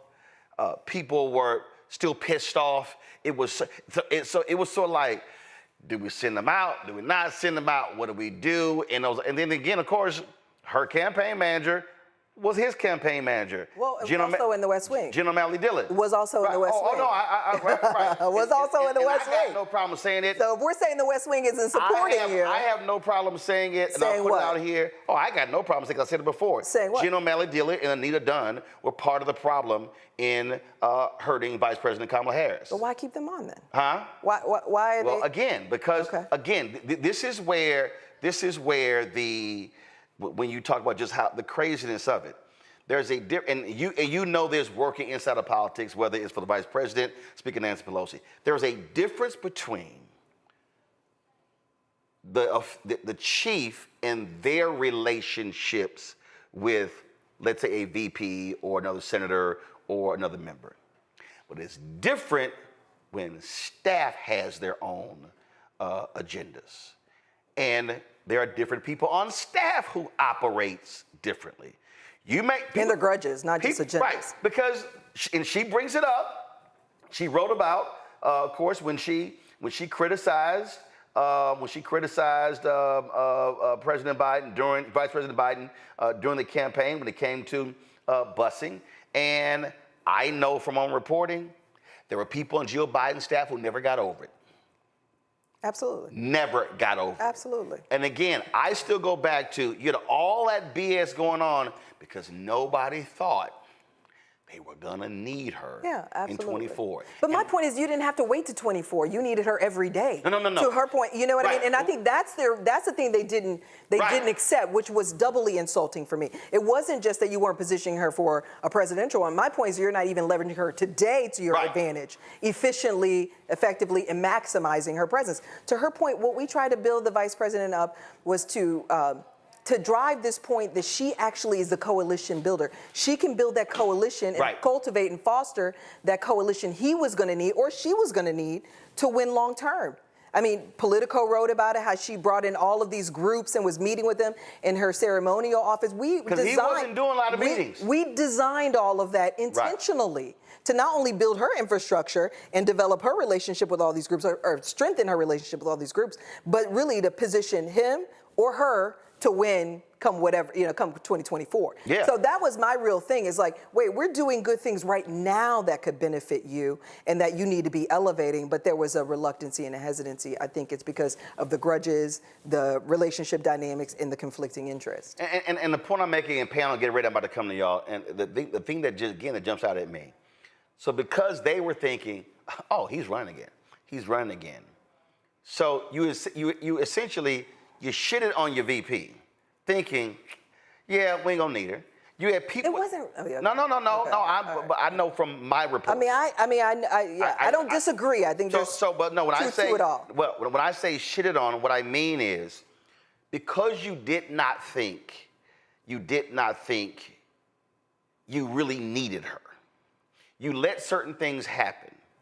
Those things that happened caused her popularity, and I'm not removing her responsibility from any of this. Please. No, because everybody has a role in has agency, themselves. and you had 12 reporters. But what I'm saying is, those things also played a part in if you were here, going down here. Totally. And then the problem is, when you needed her, when you never thought you needed her, when you needed her, she was starting here, and now the role that you played in her being here, and now she has to now fight to come up. And so that to me, the lesson for leaders, not just political leaders, the lesson for leaders is none of us know what tomorrow, the next hour, the next minute holds. And so while you may think you are number one and you got this, you also have to recognize that you do have to position for the continuity of leadership. And decisions that you make today could have negative consequences tomorrow. And we saw the consequence of her losing and what we're in now. And I hope people learn from that in politics, don't always just take out the folk who are on your side. Work with the people on your side, because you might really, really need them a little bit later. Go ahead.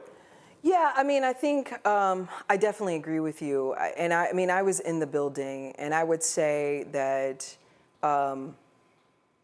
that there were efforts made to support the team and to support what the team wanted to do and to support the vice president. So I think there's truth in all of this. I think she's right about 99.9% of what she's actually saying. But there were some opportunities that were created that I think she took advantage of, and she knocked it out the park.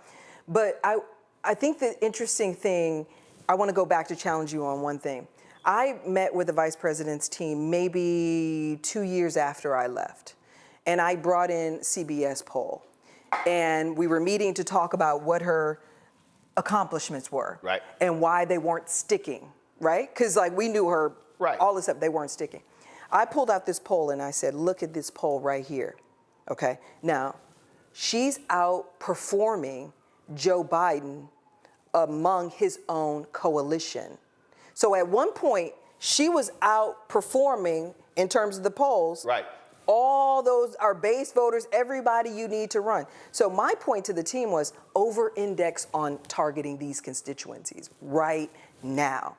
Okay, in your own interest, over-index. So yeah, I mean, at one point the numbers did go down, but then she kicked into high gear. Well, especially, and what really flipped that was she writes about the Dobbs decision, where she— and this was before Dobbs. She really— yes, and this was actually before Dobbs, where okay, the first year was tough. Because Biden couldn't really do— he didn't really no, do a lot. it was the first year was tough. Second year, she starts to get her footing. By the third year, she's smoking.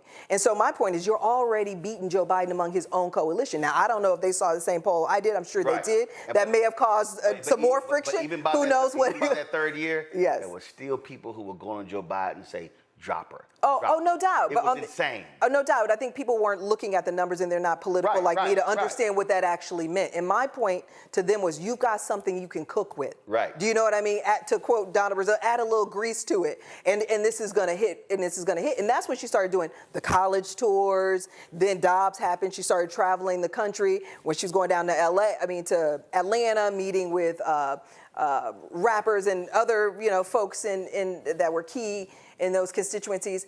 So even when you got the 24, the economic tour, because even then Biden still was not out there a lot. So once I won't say we got past COVID, Sure. but she was. So there was a lot of opportunity created there. Right. You had your own pool. Joe Biden was down, right? But I can tell you this here. I can definitely tell you, from January to June, the absolute struggle was with that campaign. Because that was also the absolute struggles with it. Was in terms of her visibility. It was the conversations that I was having with people, and the battle that was happening internally in terms of trying to do exactly what you're talking about. There were forces who did not want her doing those things. There were others who were saying, "What are you talking about? He's not moving to these places. Use her more. Have her out there talking media." So when she did the economic tour. That was like, okay, an 8-city thing was kind of there, but there were others who were really advocating for to go even harder, and it was this tension in the campaign. So you had a campaign tension, then you still had a West Wing VP tension that made no sense to me, because I'm like you need to win. Yeah, but it all goes back down to the same small set of people, both the West Wing and the campaign.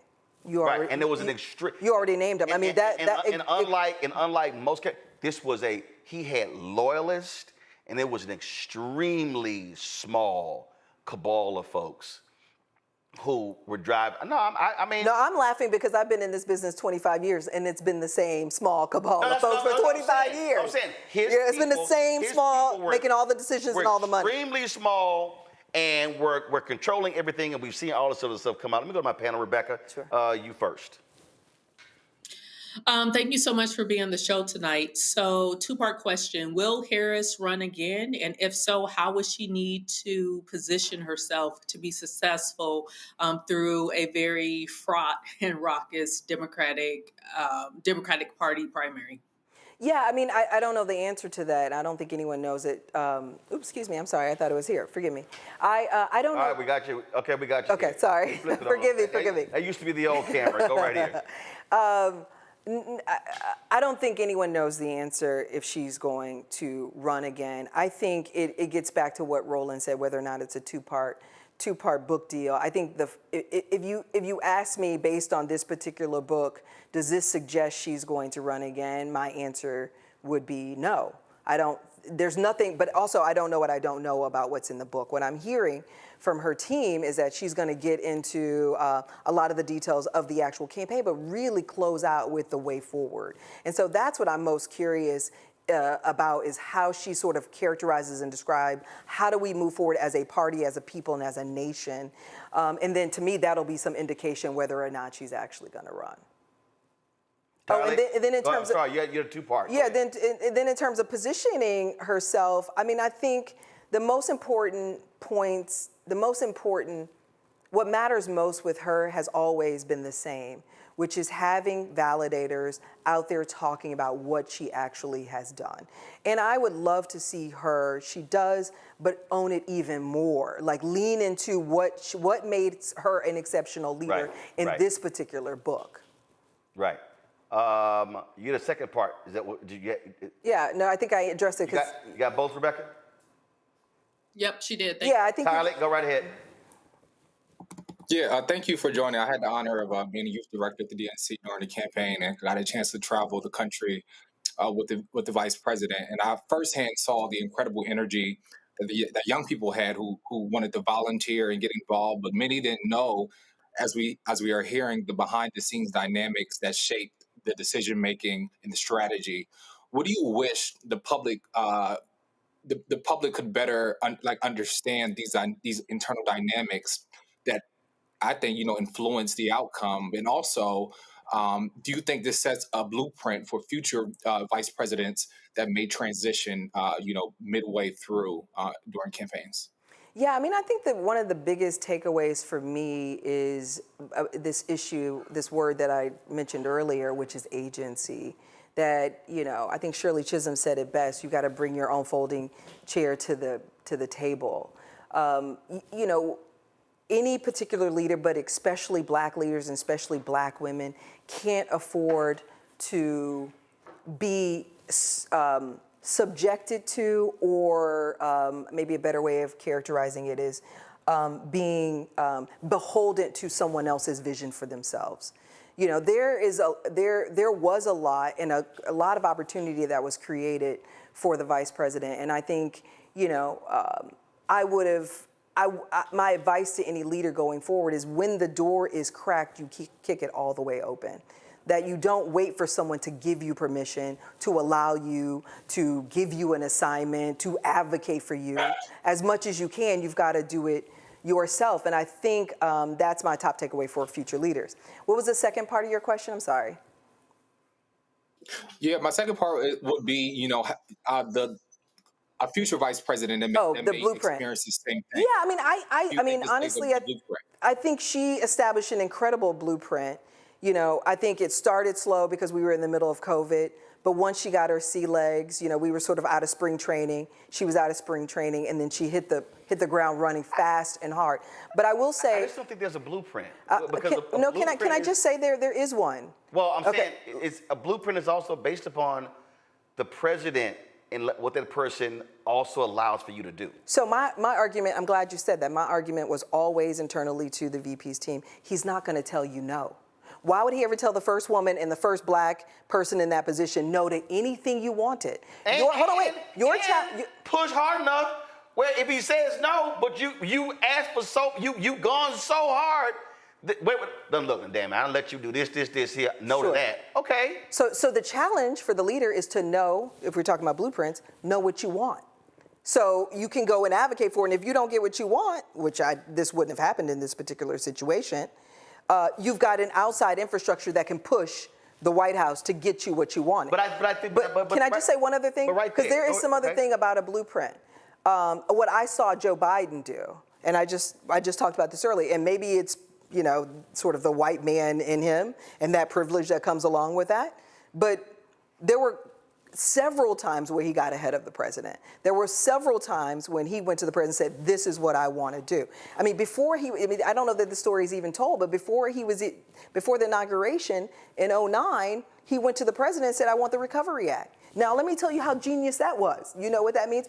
You're only going to get one bill passed, likely, worst case scenario. That was going to be the first one. Why would he choose that one? Because that would enable him to go all around the country, write checks, purple states, blue states, districts, establish his own infrastructure. Right. So he was thinking long term about his own future. Now we also know that he asked for a lot. Obama let him do some stuff. And then Harry Reid was like, man, get his ass out of here. He messed with my negotiations. Absolutely. So that was a different deal. Yeah. And then he became marginalized. But he never stopped knocking on the door. But here's the thing that I also... And neither did the vice president. But here's the other thing that I think, and again, this is why I disagree with this notion of a blueprint. The difference with Biden, first you're talking about a person who was a creature of the United States Senate, who had extensive Capitol Hill relations, who had extensive foreign relations, serving as a chair of the Senate Foreign Relations Committee. One of the reasons he was picked, served on the committee with Obama. And so he brought, frankly, heft to the position. She comes as vice president, gets elected 16. So basically, you're in the Senate 3 years. Before that, Attorney General. Yeah. So now I think... and she's worked at every level of government. No, I understand every level of government. Okay. But there is a difference between being a DA and AG in California and being a 3-year United States Senator and serving as vice president. Compared, let me just walk through. Compared to what he brought to the table. Sure. And I think when she talks about staff not working at that level, it also applies to her. because that also was a whole different animal than she ever experienced. Oh, yeah. And I only know this just from personal conversations. She had to get her footing. Sure. And it was like, and one of the criticisms of the vice president, and if I sat across from her at dinner, well, actually I did say it, is that she often was so careful, so meticulous, that it contributed to problems. Her best 2 speeches as vice president were actually at 2 funerals. First was in Buffalo. Second was Tyree Nichols. Even though Nichols was scripted, the Buffalo one wasn't, because there was no script, there was no speech, there was nothing. Sharpton called her up to make some comments.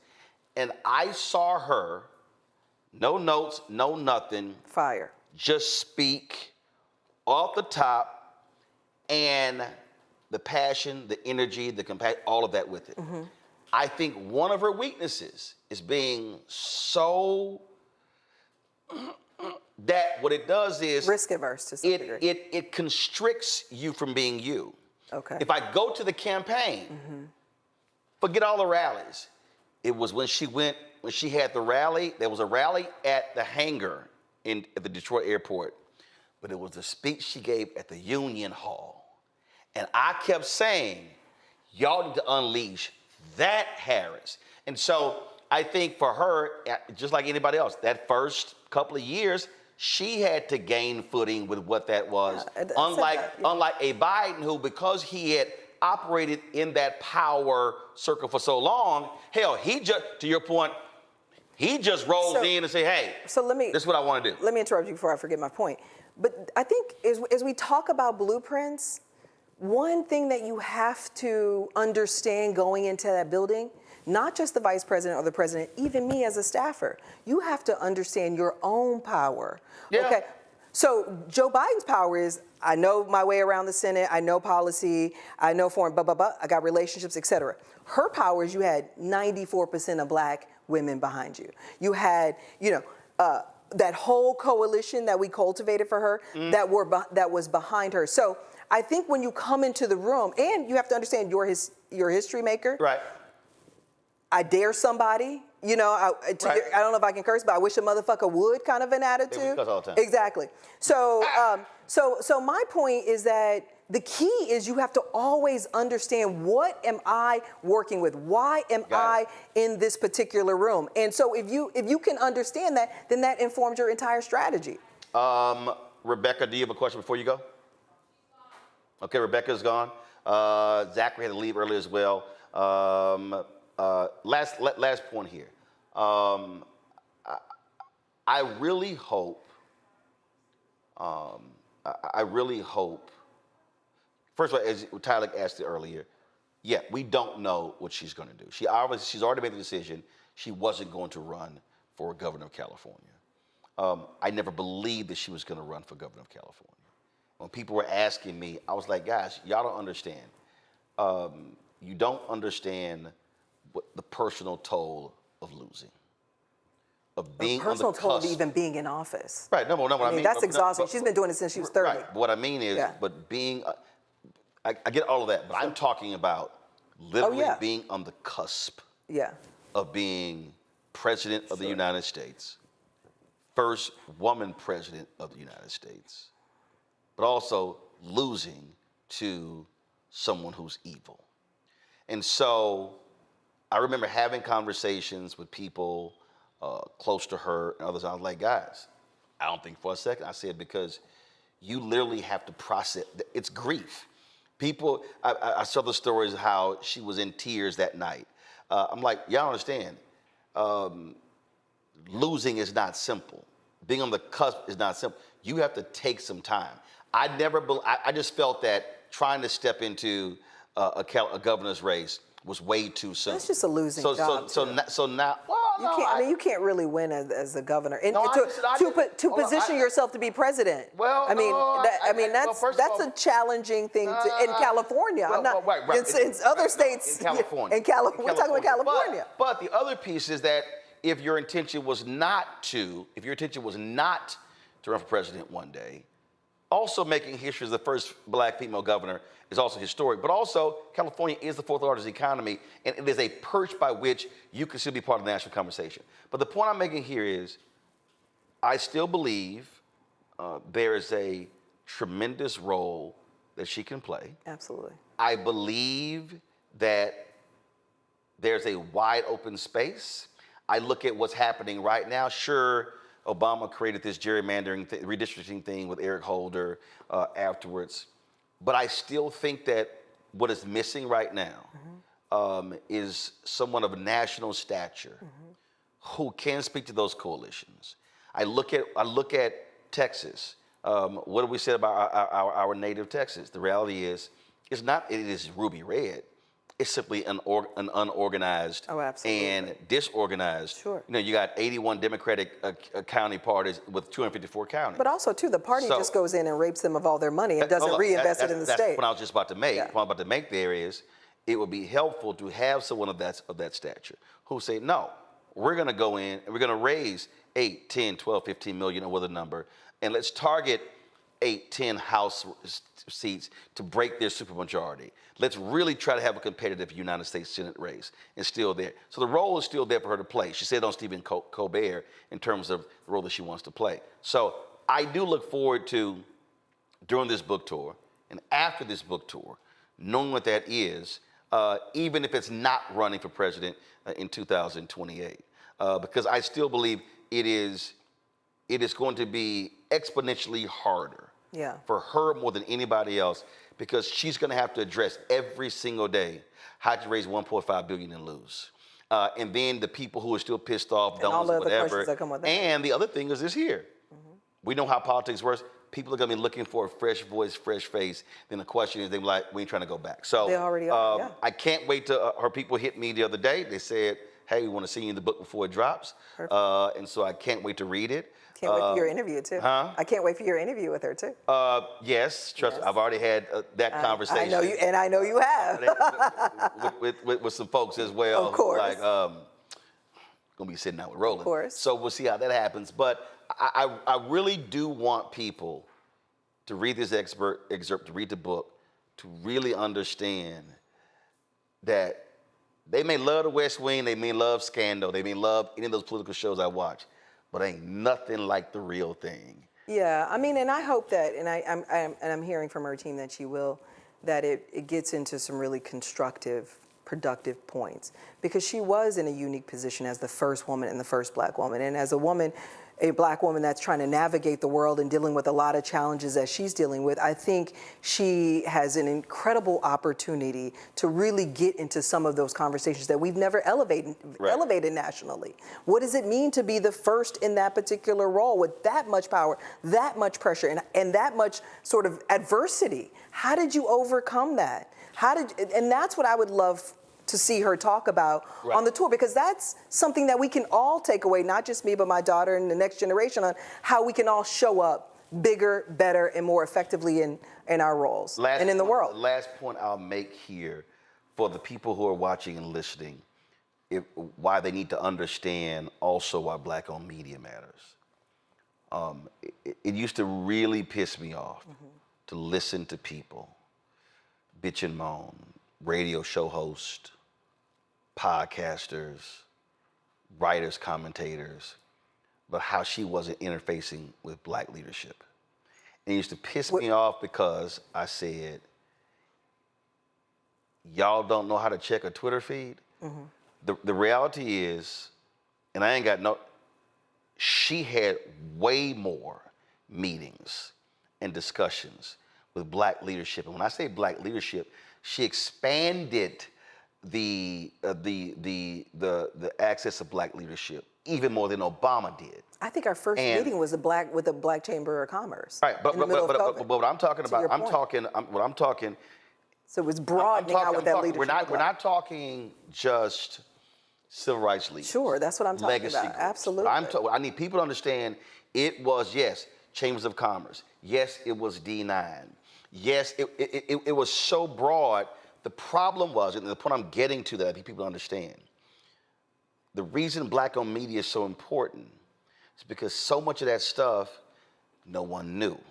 Because black-owned media is not in a position to be able to pay multiple White House correspondents or congressional correspondents, or to get it on Air Force or Two, to actually be on Air Force Two and be a part of the pool. And so there was, because even when she traveled, there were people she would meet with. I remember when she went to Detroit, they asked me to go be a part of the pool, and I hate being a part of the pool. I just despise being a part of the pool. I just hate it because of the constriction. And I remember when she finished speaking, they rushed us out, and we're in the van, and then she's meeting with a group of African Americans in there, and I'm telling her staff, why the fuck are we sitting out here in the van? Right, not with her, yeah. I'm like, don't you know there's a campaign going? Yeah. You want folks to know that is happening. Right. And so it was, okay, damn, you're right. Okay, you're right. And that was a thing that I kept trying to get them to understand, what you have to show, what you have to say. But I need our people to understand there's so many things that we don't know is happening because white media ain't telling us. They ain't covering it. Well, and so why we need people to support black-owned media is because by having our folks in those places, we can tell those stories in real time and not when a book comes out 3, 4, 5 years later. And then if more of us were aware of those conversations, I think we wouldn't have had a lot of the BS that was being thrown out there, what she wasn't doing, we don't see her, and all sorts of stuff along those lines. Can I close on one note too? I think black-owned media is critically important, not just for a black member, for all members, for our community to have access to all of these people and what they're doing. But can I also add that black staff with authority is insanely essential in these places. And so we as a black collective should be advocating for asking questions about who the hell looks like me that's at the table, that has budget authority, that can go in and tell the president's team, stand down, we're not doing that, that can tell the vice president or any of these elected officials what's happening behind their back, protect their own interests. So that is critically important. And it's not just at the White House, it's at the Capitol as well. That's very important. And many of these, many members that look like us don't have those folks around them. More importantly, they're not also at the table advocating for going in, let's just pick because there are some black folks who they do hire who do not advocate for us. No, I mean, it's intentional to some degree. Yes. It's insanely intentional. Yes. But the point too is even if you're at the table, I need to know that you've got budget authority. Y'all people are hilarious. What happened? We need to see her shoes. I need to stop. Y'all need to stop. I don't know what the hell some people be talking about. Do you know how many times I get that? Do you understand? First of all, they don't understand. I see everything. Okay, and so tell them what they look like. I actually see the shit. Y'all, they black. Calm down. See, they don't realize I monitor the chat while things are happening. So the book is 107 days, y'all. Vice President Kamala Harris, can't wait to drop again. They're going to be sending me a copy. Yes, I will read it because it's some other political books.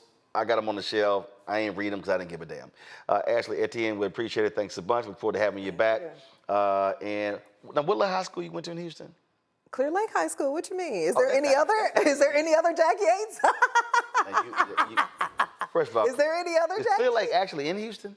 No, y'all co-opted us because we got NASA. Y'all wouldn't let us not be in Houston. And y'all were broke, so y'all need that tax base. But yes, yours truly went to the Jack Yates High School. Everybody know that. Good to see you, fellow Houston. Everybody know that. Y'all, that's it for us. I appreciate it. Hey, tomorrow I'll be live from Dallas. Look forward to a bit broadcasting from there. But do me a favor, support the work that we do. Join our Bring the Funk fan club.